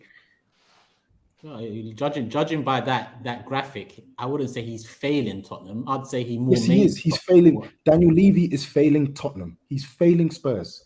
He is failing Spurs. As a chairman of our club, he's failing. On the field, he is failing. Right now, I think you're failing. Right now, I think you're failing the big 6 because, like, why are you not showing your face? You got reception. You decided to come. Can you come on, show your face? I want to see you. No, you sound good. Don't get me wrong. I want to know what you're doing. Why are you talking like that? Why are you talking all husky and shit? Where's the rage? Where's the anger? What did X call you? What did X call you the other day? Because I don't want to wake people up, for starters, and second of all, the internet here is HUGH. The internet. No, HUGH fine to me, brother. It looks fine. I think the internet in your yard is more sketchy than this internet, brother. No. Man's gone to Kenya for Wi-Fi, you know. It's fine to you. It's fine to you now. It's fine to you now. But I'm telling you, Luke Cage, that's the one. You see how you say Levy's failed Tottenham. Can't I say Conte's failed Levy? Jose failed Levy. Yes, you can. You can say those things. I literally said at the start. That's why they got sacked. They failed. In their remit as managers, they failed. But for some reason or another, you refuse to accept any blame towards Daniel Levy. Turkish, do you believe? Turkish, is that true, Turkish? Reject it. It is true. It's true. Everything you said here, nobody's denying that. Conte, what? Of course, Conte's failed Spurs. He's been sacked. Of course, Jose Mourinho failed Spurs. He's been sacked. Every single person, there's a consequence when they fail. There's no consequence when Daniel Levy fails. There is no consequence. And that's why he needs to go. So what are we saying here? What are you saying? What are we saying here? What are you saying? Listen, why we got you? Why we got you? Yeah, why we got you? What's your thoughts on the new manager then? Who do you want, bro? Yeah, man. Let us know. What do you mean? Let us know in it. Let us know in the chat. What do you mean? Who do I want as Spurs manager? Well, that's exactly why I asked. What do you mean? Who do you mean? What do I mean? Yeah, I asked you a simple question. What do you mean by that? Yeah, but I'm not. Let me tell you this. I've said this already. Like, I'm not picky on who it is. It's as long as they tick the boxes that we need, I'm calm.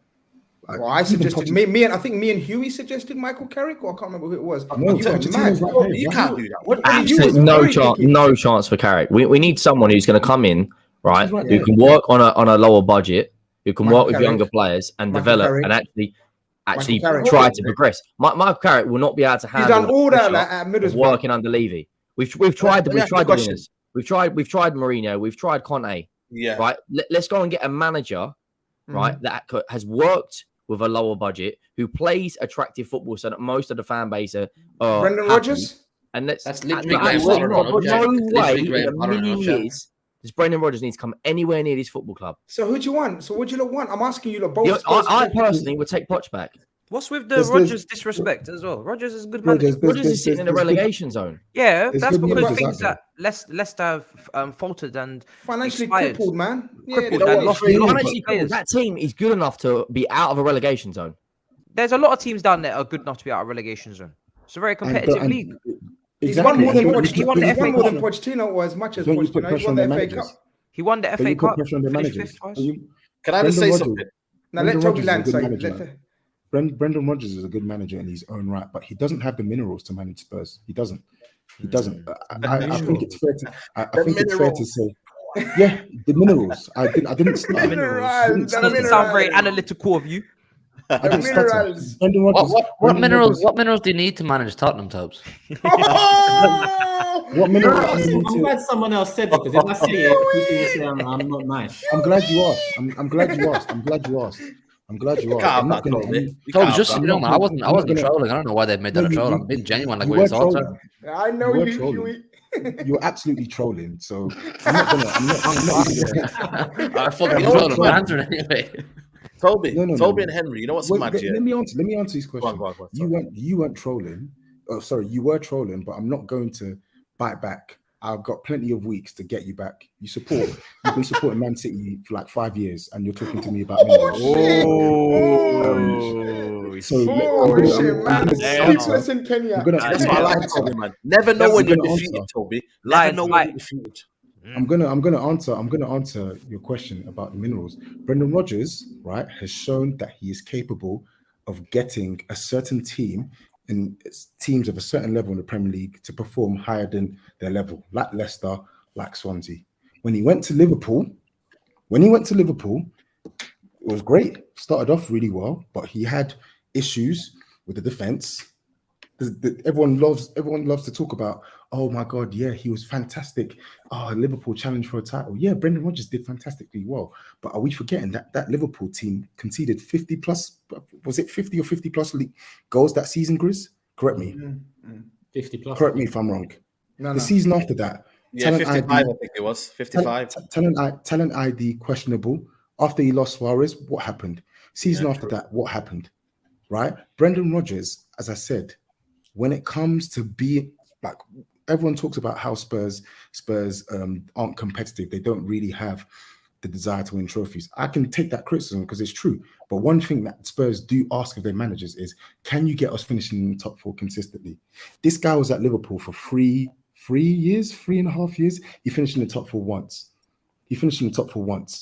Pochettino, who's up there free and available, in his first season, finished above Brendan Rodgers, aside who finished second the previous season. Poch was managing Spurs for 5.5 years. He has won the FA Cup, though. Yeah, he did. He did a great job at Leicester, but that's what I'm talking about. he's a good manager for specific teams. Right now with Spurs, I feel like I've seen what Brendan Rodgers can do. I've seen it, and okay, move on from Rodgers, man. I don't know why like Rodgers getting strays for no reason. Who would you want? Who'd you want? Yeah, that's what I'm saying. He didn't. This is the thing for me, though. Toby, you said before in a statement, you said someone who just ticks the boxes. Henry then said, "Who works on a budget." Why are you just like, I don't know, like we want to. What do you mean, Henry? What do you mean you don't know? I just told you. I just told you. You're giving excuses to the owner. No, it's not excuses. It is, because at the end of the day, Daniel Levy needs to back whoever's in there properly. It's not necessarily about backing it, because we have spent money, but it's the areas we're spending money on, and it's the players we're bringing in. Like every time we want, Mourinho wanted Ruben Diaz, we gave him Joe Rodon. It's things like that. We never really go to identify our number one targets, and then we expect the manager to deliver with players from Wish. At least Poch knows what he's getting himself into. That's why I want him. He's the only manager out there right now that knows what he's getting himself into. The only issue we're going to have is whoever the manager is comes in, we're going to have to learn to play football and actually create without Harry Kane. So that's when it's who are we going to bring in? Are we going to bring in a creative player like Maddison, or are we going to try a different approach? I just think with the manager situation, right? Screw it. I don't like managers going back and stuff, but when we talk about ticking boxes, Poch ticks all the boxes. Poch isn't the only manager that ticks boxes. The Zerbi, you look at what he's doing at Brighton. I've mentioned him already. Nagelsmann, obviously, he's probably going to go Chelsea, but he's a manager that you can at least try and get. He's probably going to say no to you, but you can at least try and get. You've even got Ruben Amorim, who's doing big things in Portugal. Thomas Frank, who's doing good things at Brentford. Even you guys, I don't think Spurs need to drop down right down to the likes of Carrick and company. But even if you wanted to, even if you wanted the young, progressive manager, there are two options. Like there's names out there that Spurs can get to give potential upside more so than Brendan Rodgers. I just don't. With Brendan Rodgers in the job, I don't see major upside. I really don't. Oh, we'll see what happens with it. We'll see what happens with it, Tobes. Bye, Tobes. Bye. You sound tired, my guy. So yeah, bye. We'll continue to leave stuff another day. Go sleep. Yeah. Take heed of my videos. Go sleep. You're next. Go on, go sleep. Hughie, smile this stream. Next couple of weeks, you're finished.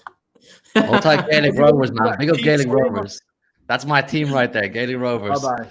You absolutely love the Toes. Listen, Henry couldn't. He was itching to go in because we didn't even do the Chelsea Super Chats or Chelsea Liverpool predictions. So I'm gonna just rewind a little bit and go into the Super Chats on Chelsea. Yeah. Rice says, in Matisse's defense, we didn't want to sack Tuchel. Big up to you, man. Hashtag it ain't easy. Where are we? I might as well do the Tottenham ones as well while we're at it. This one's a bit mad. Matisse. Yes. Are you answering yes to the question or? What is this question? I'll start from after the question. SAEED, mix some potions and burn that lab down. GRIZZ Teta, your team gave Arsenal fans serious blue balls. Light skins there, my guy. You can't have me reading that sort of question out live on air, man. If we win this, sorry, this is the Arsenal one. Let me save that. Henry, Kane got a yellow card for the initial foul on Decore. Yeah, but he's pulling that. See, that's BS because he's falling and holding onto his shirt for balance. If it was a complete shirt pull in the middle of the park, then yeah. But then he gets yellow carded. Apparently, he got yellow carded for the reaction of being pushed, but he went down. He's how are you getting yellow carded? I'm not having this because the media will come out and Harry Kane will get part of the blame because there's an agenda against Harry Kane, and it'll all be in the media tomorrow. Harry Kane dived. We all know it. And then, but he's nasty though, Harry Kane. Sometimes I feel like he's not nasty. He's intelligent. He knows how to. He's intelligent, is it? Is intelligent? Yeah. Okay, he's intelligent. Of winning intelligent. I don't like it when he does it sometimes. I don't like his little. He's intelligent. He wins fouls. Grealish does the same. But it will be all over the media tomorrow. Kane's dived. Blah blah blah blah blah. But then when you actually look at it, he's got his face over him like flipping sat out of WWE last night at WrestleMania. If you did that to someone on the street, you're getting nicked. Like getting nicked. Like, I don't know what people want. He could have been killed. He could have been killed. Yeah, he's been pushed, and then he's had someone put his hand on their face and scratch down. He's falling on the floor. I think we need to move on. Look at the time, man. And there's a whole heap of man. You know what I mean? There's a whole heap of team that I want to get into, man. Stuck into. Well, I not me personally because I'm tired, but I'm sure Matisse has got some notes. Don't worry, man. We're going to move on to United next. Dakota says the Chelsea nerd laughed at us when Ole got sacked. They sacked 2 coaches in 7 months and sit in 11th place. Just lower your tone when you mention us. HW says Chelsea fans are the funniest. Todd sacked Tuchel at a 15 million cost, spends 20 million to get Potter, and now sacks Potter costing 15 mil, wasting 57 mil in the process. And these bozos are screaming, "Thank you, Todd, for sacking Potter." Memphis says Ole came second with a happy meal of McFred and Maguire. Klopp should be the next Chelsea manager, says Ricky. That would help Liverpool and Klopp, who are at the end of an era, and Chelsea, who are at the start of one.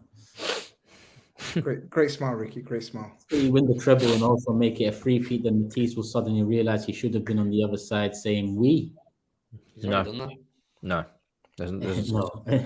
Anyone saying we should have continued with Potter is delusional or didn't watch the games. Bowley has made mistakes, but now we have infrastructure. Good luck with that infrastructure. Reggie says in 2021, Arsenal were 15th after 15 games and 10th after 28. Who? Arsenal. There you go. Wait, go back. Sorry, can we put that back up? Why? How many games was it? 10. Cannot. No. After 28 games, we were 10th. Jiba says, we never ran away from the grind. Potter was given a free hit. He was told to develop players and coach his style of play. Potter instead used guys who are leaving to win now and then continually lost. Grizz, you say we need to go through a grind. We didn't want Tuchel sacked. We didn't ask for 600 million in one season. The owners have set the expectations. And JML says, I wanted Tuchel sacked, but not to be replaced by Potter. There you go. 40, Matisse, there you go. There's always a few, of course. 1,000 million. You keep saying 11th as if it's the end of the season. Arsenal were 15th in December at one stage. Even in Klopp's first season, Liverpool ended 8th. Grind. Arteta came when Emery had 4 wins in 19 games. Arsenal were 5th in the table from when he took over and won an FA Cup. Spent no money. Don't compare to Potter. Memphis says Nagelsmann sacked at Bayern because of a fallout with the board. Same story, just different teams. Todd wants a yes man as a manager. I'd like to nominate Ole for the job. Ole's at the wheel. D says Emery was sacked when we lost the dressing room. Football was trash and we were 10th in November. That's why he was sacked. The weekly update says Julian will work with Vivell and Stewart, who he knows from RB. Quit mentioning Bowley's name. He has no say in sporting decisions now. Tell them, Matisse. Joshua says Chelsea fans need to grow a backbone and smell the coffee. Bowley and his consortium have ruined your club within a year, but they won't blame them because they spent money. The issue are the owners. Wake up. Albert says, mark my words, Arteta will be sacked in a year. Rattled much? Nathaniel says, when Chelsea sacked Lampard, people had doubts over Tuchel's history of falling out with his previous employers. Nagelsmann is right man for a long-term project, got the likes of Timo looking dangerous. Memphis again, young players at Southampton are paid 10k and bought for 5 million as opposed to 200k and 100 million with Chelsea. Just waffling back again. Keeping Tuchel would have given Bowley a chance to make Chelsea fans patient and think more about the long term. Tuchel loved Chelsea. Most successful managers there are usually just arrogant mercenaries. That's the Mac in the building. The real problem with Chelsea is all those players will take some time to get out of the club. Chelsea fans aren't ready for how that will affect results. Would you be okay with Poch or whoever if you finish 8th next season? It's all context and circumstantial hypotheticals. I'll see how I feel when the time comes, but you got to put context around all these things. Rudolph says, I think the Chelsea board are naive. They fired Tuchel on a whim and hired Potter on nothing more than a wish for the future. They are inexperienced. Koo says, Matisse, I don't agree that the new signings are all long-term. All the players you bought were top young prospects in Europe that would cook with a serious manager. Bowley bottled it, firing Tuchel. Yes, yeah. I mean, they're still young, so they're still long-term. But yeah, that doesn't mean that they're not ready to cook now. Some of them, yeah. And Football Candy says, Turkish using Chelsea Rory as a barometer for Chelsea fans. Listen to Chelsea Fan TV, Lewis. Matisse, people are willing to go for a grind, just not 11th. And with somebody with a track record to rely on, be better, bro. My guy, I've never watched a video of Rory or whatever you're talking about here in my life. So I don't know why you've come to that conclusion. I've got Chelsea friends in WhatsApp groups. I speak to Chelsea fans pretty much every other day, if I'm honest with you. That's where I get in my opinion from. Let's talk about Mudryk. Says Laka, this brother is getting away with murder. Matisse, is he not that good? Or has he just lost confidence? Whole team's playing like shit right now.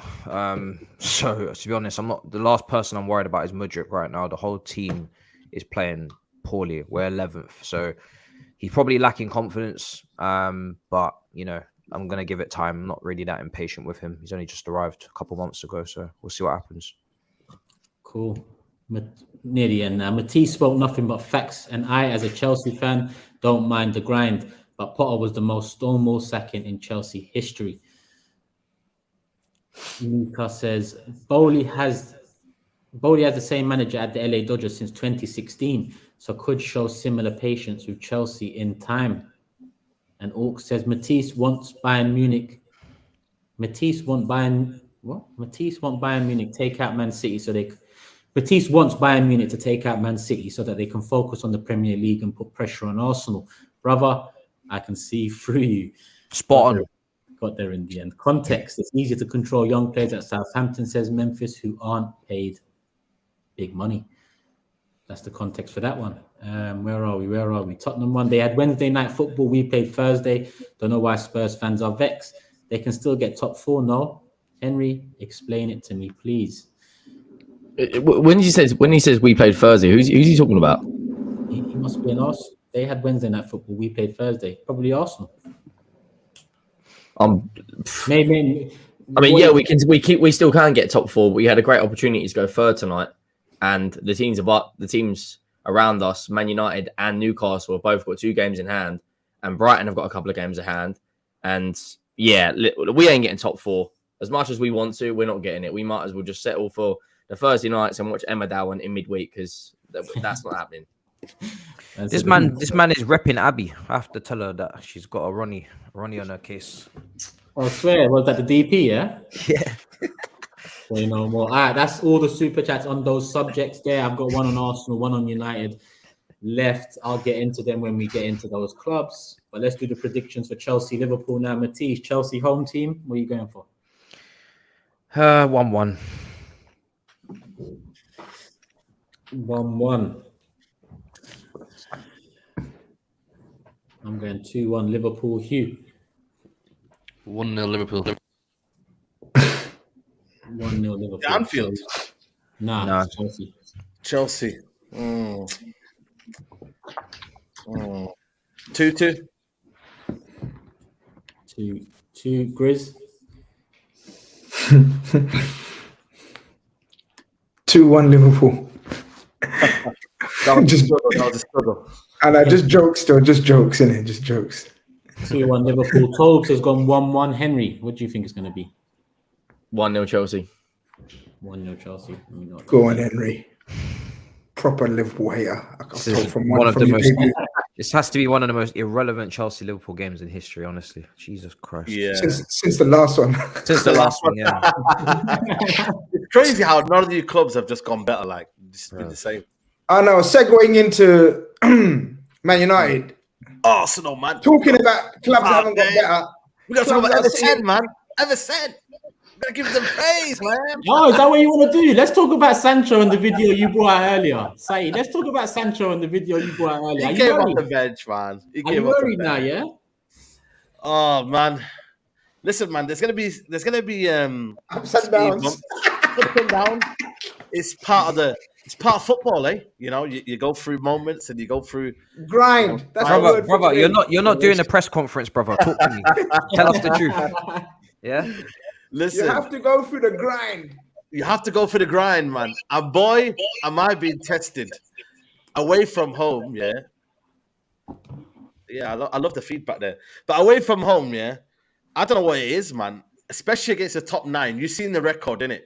Like, we are shit against the top 9. I don't know what it is. I don't know what Ten Hag decides on that day. What these players just feel like, you know what I mean? Like, yeah, we're just going to come in and play the worst type of football ever.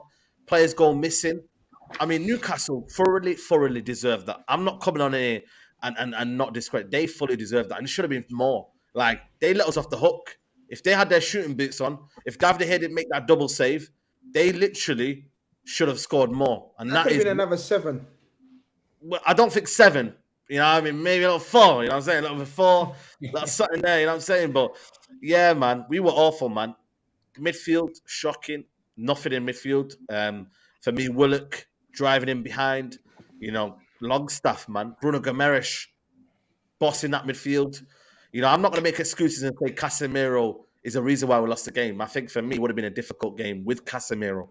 But the hole left in that midfield was there to see. Up front. 7 touches. Weggy. Are we talking Mountain Weggy? Weggy. Lukaku. Mountain Weghorst. Berbatov. You know Kevin Hart? Berbatov, I don't think Berbatov's ever had 7 touches. He probably has 7 touches in Weggy. If Berbatov has 7 touches, it's 7 of the best touches you've ever seen. Before you get on to Weghorst, SAEED, we've got another message from Kenya. Oh, shit.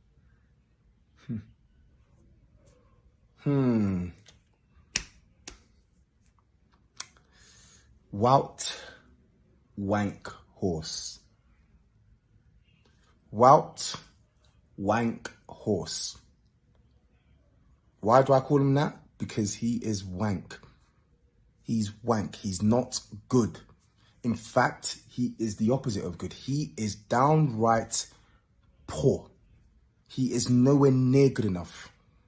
And a certain someone on this show had the audacity to question my ball knowledge and question my impartiality when analysing football players. You've got an agenda. You've got an agenda. You don't know ball. He's won more trophies than Harry Kane. He can't score. He ain't a playmaker, right? He doesn't create bucket loads of chances. He's not even dangerous. He had 7 touches yesterday. 7 touches in a game where Man United were absolutely ran ragged. This guy belongs at a club like Burnley, not Man United. And the fact that a certain someone on this same platform was hyping up this scrub because he's running, doing bleak tests every single game, shows you the standard. The standard that a certain man has had to fall down to accept. Fucking hell. That's These very, little vlogs, I'm liking them, you know.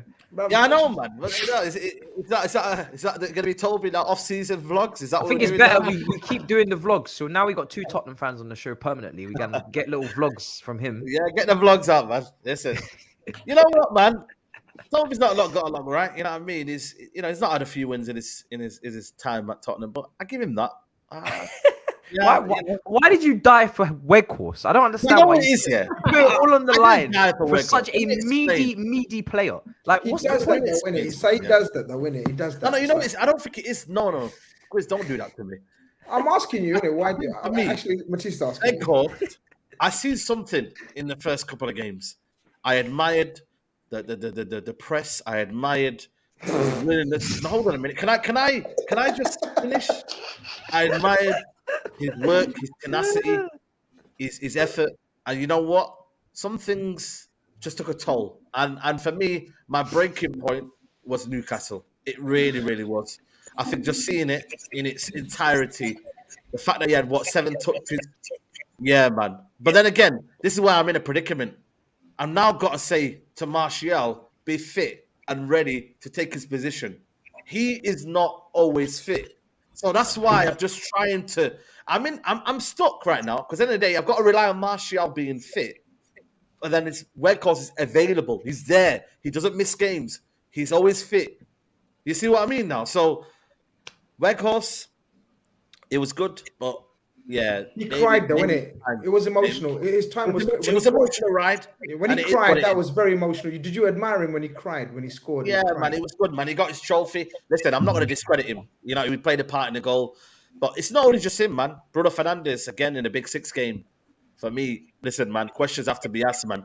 Where are you in the Big Six game, man? Bruno Fernandes. Well, are we calling Newcastle Big Six now? Sorry? Are we now going to call Newcastle the Big Six? Well, if they get into the, you know what I mean? That's why Turkish, again, like I said, man, this is why he called it the Big Six, man. You know what I mean? So, holla to Turkish. But I think for me, ultimately, Bruno Fernandes missing, Rashford, he got nullified. With Rashford I think he's been scoring goals for Man United, and I think, you know what? Brilliant. But I do think when he doesn't score, his game is very, very much limited. I don't know what it is. I've been watching it a lot in certain games, but I haven't been focusing on that because you have to give credit to Rashford. But ultimately, Newcastle were quick to the press. They were more hungrier. They were more decisive. We were passive. And I think for me, Ten Hag got it completely wrong. And it's sometimes okay to criticize a manager without being overreactionary, but he got it wrong. And that's another Big Six game where he's got it wrong again there. And I don't know if he's trying to overcomplicate things. Maybe he's trusting some players that he shouldn't trust. You know what I mean? But the Premier League is unforgiving, mate. You know what I mean? 1 minute it's 1-0, 1 minute it's 7-0. 1 minute it's this, 1 minute it's that. Then he takes off. I thought substitutions were baffling. He should have made substitutions after half-time. He didn't. At half-time, sorry, he didn't. He waited, and then it was a case of bringing Anthony off, when in reality, he was the one that maybe was looking the more brighter. So there's a lot of questions to be asked, man. And listen, top four, we're fifth now. I do believe we're still going to get top four, but it ain't good enough, man, away from home, man. It's been alarming, man. Away from home, and obviously you guys will give your opinion, but it's not good enough. I don't know what he's doing tactically, what he's trying to overcompensate. Yes, we haven't got everyone at disposal. And yes, you know what I mean? Sometimes you don't have your players, but some of the tactics I thought in the game, I don't know what the plan was. And if I don't know what the plan is and how we're kind of shaping, and then you put in McTominay further forward, Sabitzer as a lone six when Sabitzer's not a six. You know, it was a bit disjointed, man. So Newcastle, man, they're here, man. They're here to stay. So I just want to give Newcastle their credit. Performances like that is why Bruno Fernandes doesn't command the respect of the streets, right? This guy, every single time he goes on one of these patches and he wears the armband and Man United fans hype him up to the oblivion again, I continue to put my foot down. There was only one Bruno on that pitch, and that was Bruno Guimaraes. If you're not able to play a little bit deeper when asked, when your team is in trouble, when Casemiro is out and McTominay's done a couple goals for Scotland and thinks he's the next coming of fucking Cantona, and you're asked to drop a little bit deeper and dictate and control like a real midfielder, and you can't do it, talk. Make sure you talk to me then, because this guy is very loud. He's very loud when it's going correct. He's very loud when he's putting the ball in the back of the net. When it's time to actually dictate and as a captain control a game, he couldn't do it. Against Newcastle with Longstaff and Willock, it was Bruno versus Bruno, and he failed the Bruno test. I don't want to hear this footballer put in conversations that I've heard him put in conversations again. When he goes on the next patch, make sure your mouths are all closed. I don't want to hear about this guy. I've told you from the get-go. This guy is a high-risk, high-volume footballer. And that's cool. That's cool. It's not that long ago they were comparing him to Kevin De Bruyne. They were arguing who's better, De Bruyne or Bruno. Don't forget how many times this guy goes missing against the top teams. Do not forget. Do not forget. I'm not forgetting. Matisse, hold on. Matisse, I hear everything Matisse said, and I agree with him. Yeah, I agree with you, Matisse. But also, I think the focus needs to be on, and I agree with you, but that's why more of the focus needs to be on this Ten Hag fella character person. In what sense? Coach. Because if Matisse is saying that, and with all due respect to Matisse, you know, we don't know ball like Ten Hag. Supposedly, this tactico, this tactician, this guy who's bringing you back to the top. If we've just described and worked out what Bruno kind of player is, and if he's not playing, if he's playing McTominay in the 10 behind Weghorst away from home, and playing Bruno deeper, surely that's a manager of effort. It is epic proportions. Absolutely. Apparently, you haven't scored a goal since the League Cup final. Obviously, yeah. In terms of is that true? Well, Europa League, we've done it. Obviously, FA Cup. You're talking about the league. In the league, yeah. We've only had one game. We've only won one game. So it was Southampton, and obviously this one. Is there only one league game since the League Cup final? One league game, Southampton, and obviously this one. Obviously, we've had the international break. But I think for me, you're right. But then again, I feel like for me that was criminal to put Sabitzer in as in the lone six. The lone six, McTominay further forward, and then Bruno as a kind of roaming 8. I just didn't understand it for me. But you also got to have accountability. This is the coach accountability. Yeah, I understand that, but also there has to be more accountability on the players. The players, for me, you can't go on there and when the going gets tough, or when you have to make simple passes and cowardly coming out of tackles and whatnot. Again, there's only so much that Ten Hag can coach on that football pitch. If you don't have any accountability, then it's not going to work. I can come out and say the manager, he's the one that putting out the tactics, and they have to be comfortable in whatever they're doing. But I'm sorry, man. Some of the players are a disgrace, man. You got to perform as well out there. You know what I mean? SAEED, do you think on United, like I think, let's be real, when Rashford isn't scoring, who else in that team is massively contributing? Yeah, that's a problem. You're right. No. And when you said about his goals, now that by the way, it's 3 games, SAEED, so allowed. Now when Rashford isn't scoring, what else are you doing to contribute to the team? This is the debate about how when Harry Kane. When Harry Kane ain't scoring, at least he's being a creative source. What's Rashford doing if you take away his goals in that Man United shirt? No, I agree. I agree. Post World Cup have you had that you've won where Rashford hasn't been the main goal for it? No, I agree. I think with Rashford, the thing is with me, I think it's difficult for me to kind of criticize Rashford a lot, but I get it. I think the game when he's not scoring goals, I don't think he's refined a lot. I think he's improved to certain areas, but I think there's a lot of tantrum going on. I think there's a lot of. Yesterday for me, he looked like he wanted to blame everyone but himself, and sometimes you have to have that self accountability about yourself, and he didn't do that. But I've looked at him in certain games and I think, you know what? When he's not scoring, what are you giving me? But for me, that's not only just him. I need more from other players. He's been doing his bit. I need more from everyone else, man. You know what I mean? Luke Shaw's been given a new contract, but I'm sorry, same old, mate. What's going on? 8 years of the same old bullshit, man. You're leaving your man again. No self-awareness. You know, come on, man. It's too much. I've seen this story before. Again, that's an issue as well. But what about Sancho? Sancho, man. Listen, I think it'd be crazy for me to kind of talk about Sancho when he's had a 20-minute cameo. But I get it in the whole kind of grand scheme of things. It is a problem. It is a problem, but ultimately he's got to the end of the season. I've made it clear on it. He's got to the end of the season. I'm not gonna lie to you. The thing that's concerning me about Sancho is I don't know what Ten Hag's thinking, just throwing him in and expected him to do Garnacho things. He's not going to do that. He's a more of a rhythm player. He's a more player that needs to grasp the game, the energy. He came in when the game was 100 miles an hour. He ain't that type of player. He ain't that type of player. I don't know what Ten Hag's doing. Was it a case of lambs to the slaughter? I don't know. Was it a case of like, show me something? I'm putting you in the deep end now. Show me something. Was it? I don't know. But for me, you ain't going to get the best of Sancho just throwing him in there. You're just starting. But is he good enough to start? That's the question. Is he good enough to start? That's the question for me. And if he's not, then that's a big worry because Anthony's there, Rashford's there, and you've got Weghorst up front. Surely you'd put Rashford in the middle, Sancho on the left or on the right, either way. And then you think, you're right, that's your game now. But he isn't. He's sticking with Weghorst. That tells you everything you need to know. He clearly thinks that Sancho isn't at the required level. Maybe we'll see for the end of the season. That's why I'm saying, let's see the pattern. Let's see the trend. But it seems to be Garnacho's ahead of him. It seems to be other players ahead of Sancho. And unless Wednesday's a perfect scenario, you start Sancho from the off because he's fit, he's ready. You put him in there and you see what he can do. But if he doesn't start Wednesday, now you know the familiar story. He's not the main man. So we'll see. What was wrong with Anthony as well when he got subbed? Was he vexed at being subbed or was it something? Yeah, he was not happy, bro. And I don't blame him, bro. That's one of those thank you, Pfizer moments.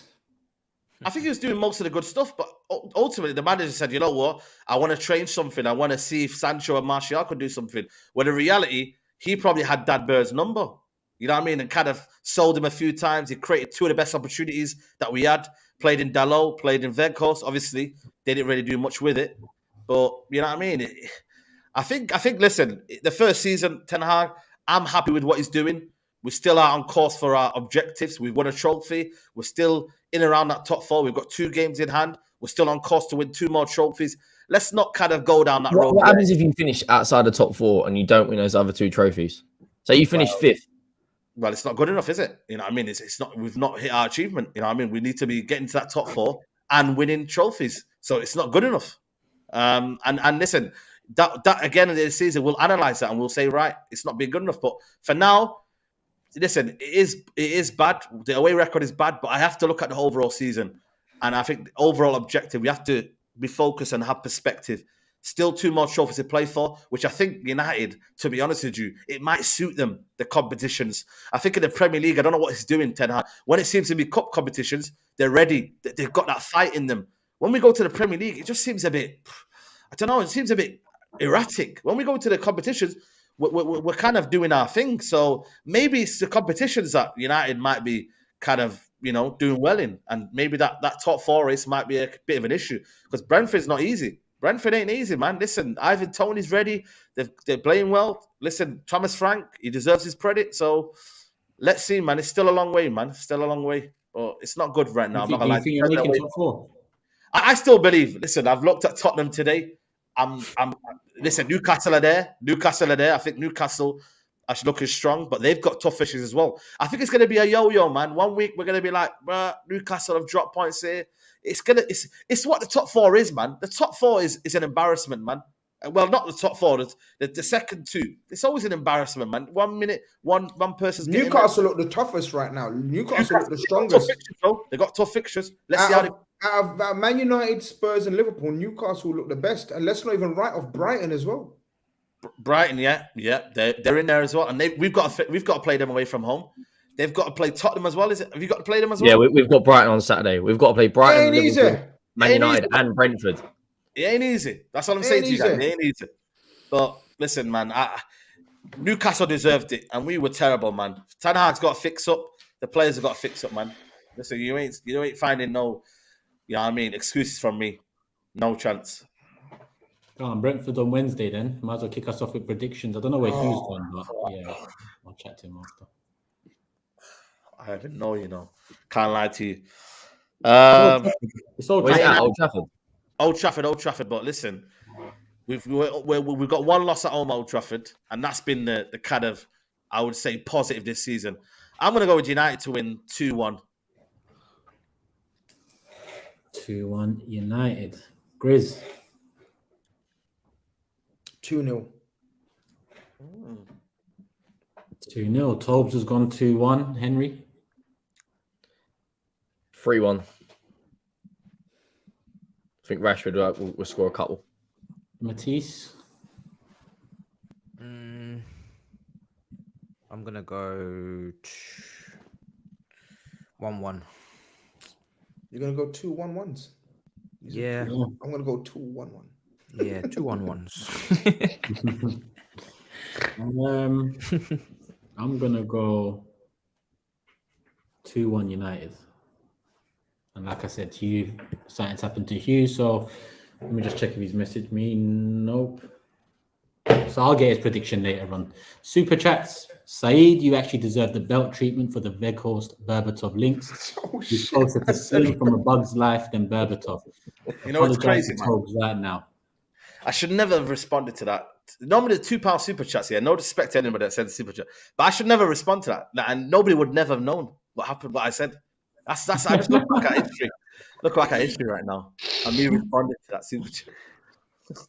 Philippe in the building, big Newcastle fan. We owned Man United. We got man drooling like if we get top 4, scary hours. Also, Ten Hag, keep my club's name out of your mouth. Big up Turkish. Hope you're well, Philippe. SAEED, name the players we need to move on in the summer. At this point, 4 or 5 managers have struggled with them. Ain't changing anytime soon.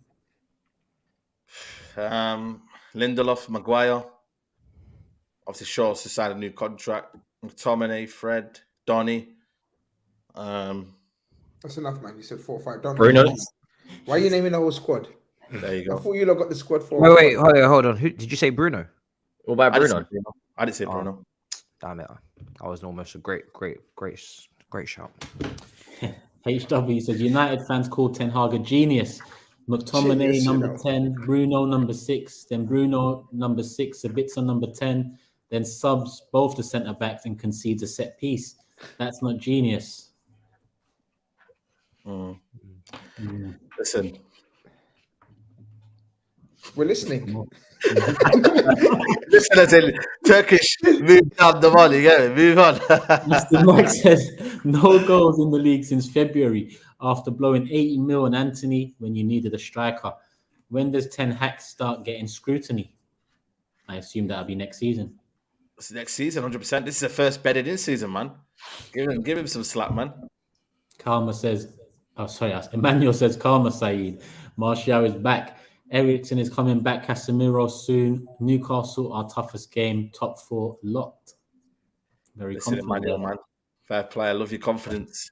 Big up Ryan. Hope you're good. Big up the panel as usual and still the best football show on YouTube. But Mr. SAEED, is there a mentality issue of United versus the top 6 sides away from home? 3-2 Arsenal, 2-0, 7-0 Liverpool, 1-1 Chelsea, 6-3 against Man City. I think there is, man. I really do. I think when it's time to get, you know what I mean, like rough and ready and kind of, you know, almost get in the battle, they're just not there, man. And you've seen it. McTominay came out of a tackle. Sancho came out of the tackle. You know what I mean? When it gets ugly, they don't want to fight, man. And ultimately, you need winners in there. You need players that are going to be, you know what I mean, willing to battle for the manager. And we didn't. I thought you got all that. I thought you got all that with Lissandro Martinez now. Well, that Varane, yeah. Casemiro, Shaw. Look at Dalot. Looks different. Sure. What do you say? Was it? Sure. No, mate, don't joke with that one. No. That offended him. That offended me there. I'm just saying. I think he's been one of your best players this season. I don't know why you're hating on Luke Shaw. No, it's not about hating on Luke Shaw, but you know when it's got proper shit, man, he's one of the biggest culprits, man. I've been hearing Brazil, Fred. We got the Brazilian Fred, the one who plays for the national team. We got the Varane back, the Real Madrid Champions League Varane. Look at the butcher chopping up mans, bro. I don't know what's happened to your mentality. Like you're conceding 4 at Brentford, 6 at City, 7 at Liverpool. I agree. Like could have been 4 or 5. Your own words at Newcastle. That I don't know, man. Saying looks sus there. Away from home, there's a problem, and it could creep into everything else. So that's where, for me, Ten Hag's got to tackle this problem. I say calma with the shouts about Ten Hag's a genius. I just say calma. Listen, I didn't really say Ten Hag's a genius, but yeah. No, I'm talking to fan base, not you, brother. Your fan base. Calma with his genius shouts. Jurassic says, Eric working 10 wonders. HUGH has conceded 37 goals after adding 6 terms. List can't grow and 70 million Casemiro. 3 points better off than last season. Spooky. Lord. Yeah, listen, I'm not really entertaining that, but... And Kevin says, Matisse, Bruno would be a revelation to your crack team. You always say Enzo doesn't play as well if he's out of position. Bruno doesn't work deep or right wing, even right wing, he's a cam. Yeah, but Enzo hasn't been put in conversations with some of the best midfielders of the Premier League history. So that's why I bring up the Bruno Gas. That's why I bring it up. Cool. That's the last super chat on United. We've got all the predictions in bar HUGH.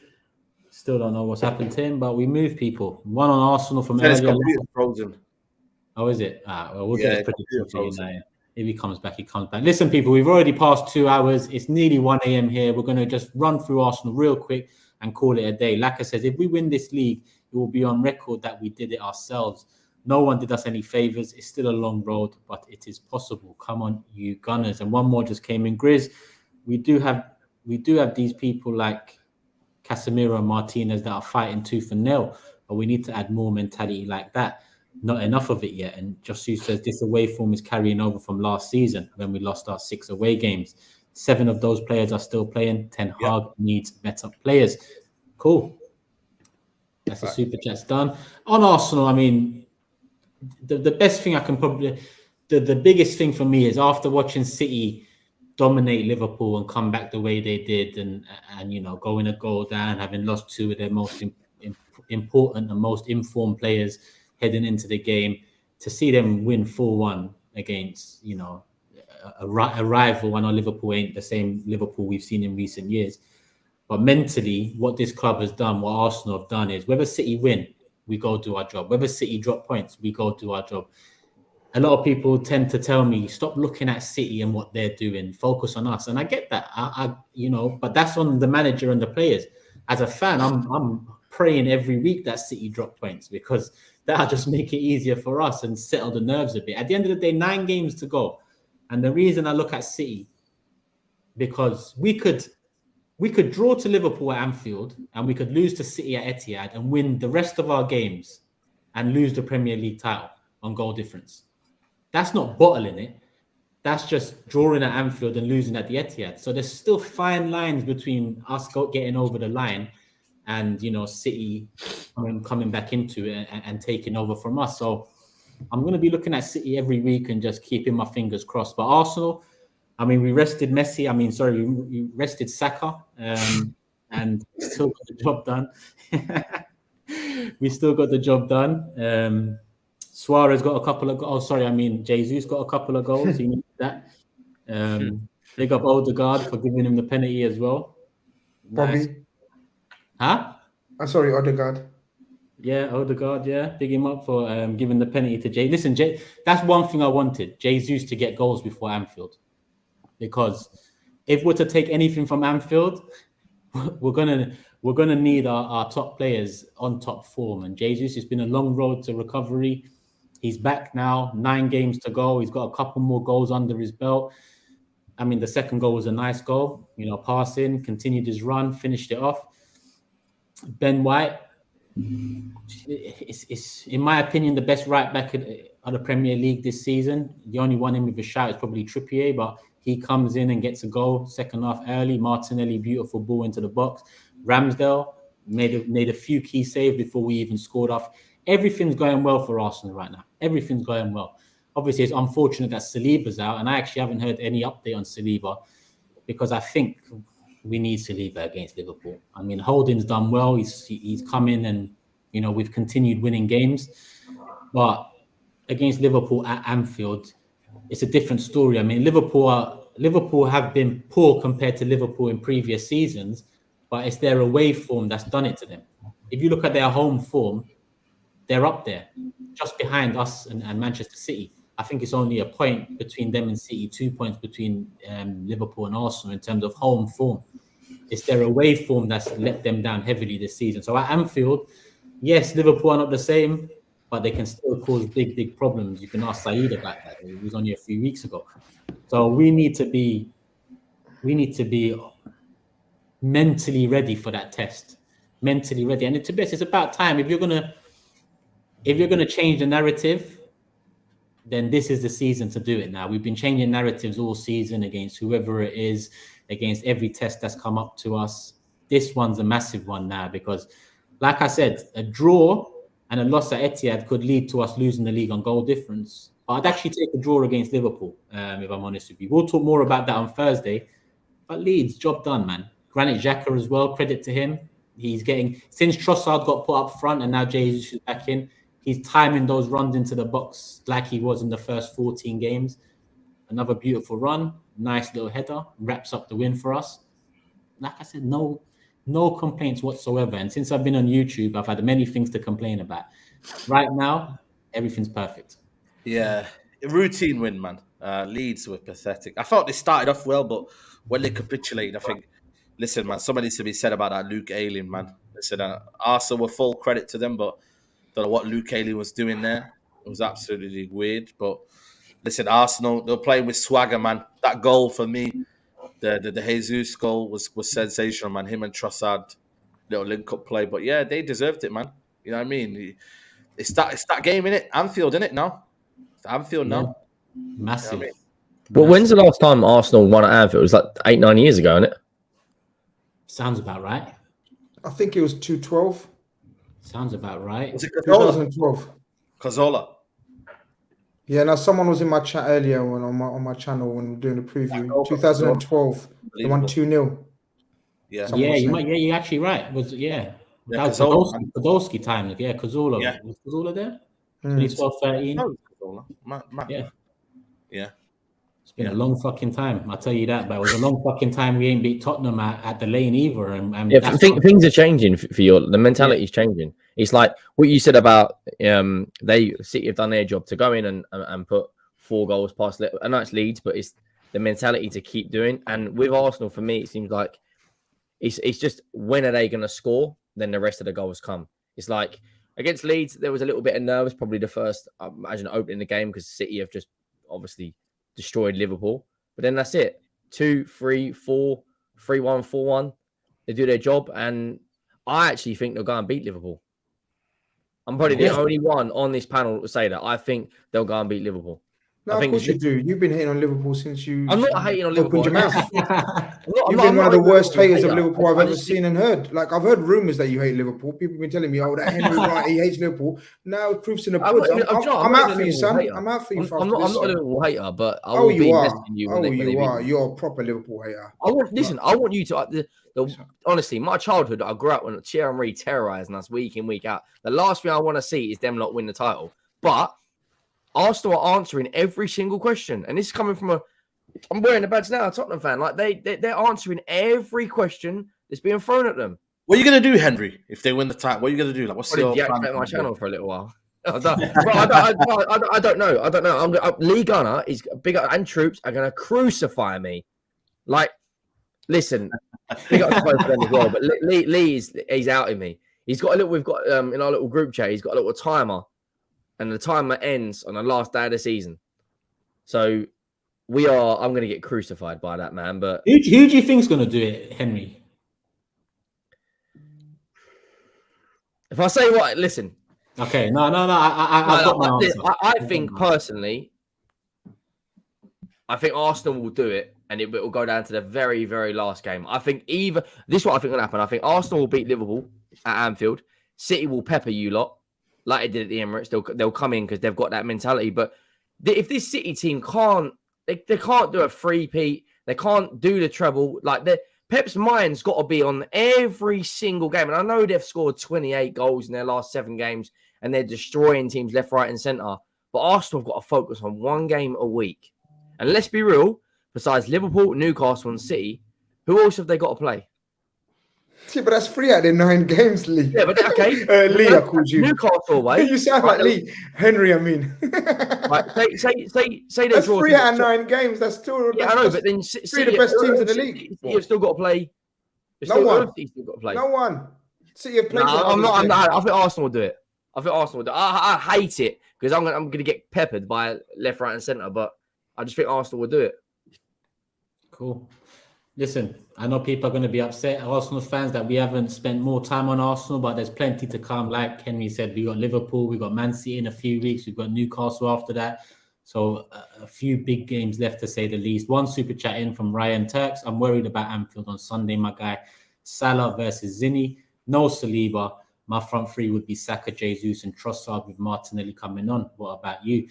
Mine would be the original, Saka, Jesus, Martinelli. I think, Martinelli, he's our top scorer. I think because Saka's been so good this season, Martinelli's praise is kind of going under the radar in a sense. He is our top goal scorer, and against Liverpool, he does well.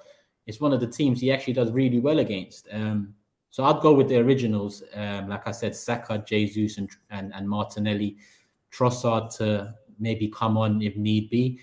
But yeah, and we need Saliba back, if I'm honest. But that's why we'll talk more on Thursday when we know a bit more and see what it's saying. We'll make our predictions then. But listen, 2 hours, 17 minutes. We've already passed 2,000 likes. Get it to 3,000 people. There's still 7.5K in the building. And make sure Henry's subscribers go up, people. It's been a while since he's been on the channel, like I mentioned at the start. But he slotted in nicely. He might be or should be back on Thursday. We're going to see, because Tobes isn't back until next week. So make sure you show Henry's channel some love. Henry, love for coming in, my guy. Yeah, no worries, man. It's been fun. I haven't actually been cooked. I thought I was going to get absolutely destroyed by you lot, but you've been nice and friendly. Maybe Thursday. We'll see what happens. Big up GRIZZ, SAEED, Matisse, and HUGH as usual. Is he back? No, he's not back. Make sure you subscribe to their channels. Make sure you subscribe to THUGGERY and the official channel as well. Like I said, a lot of content coming out there. And we're headed to New York in the summer. All the content from New York will be out on the official channel. So make sure you're there. And big up Manscaped, the sponsors. TB620 is the code for 20% off. If you can, that supports the channel. If you go over to Manscaped, purchase something, delivery is worldwide. Use the code TB620 so they know you're coming through us. and that'll give you 20% off. They've got a couple of new products out now as well, so make sure you check out their website. Make sure you use the code and show some love and support to this show and this channel. Love for the love, people. We'll be back Thursday, either 9 p.m., 9:30 or 10 p.m. Make sure you subscribe, notification bell on, and you'll know exactly when it is, people. Peace. We're out.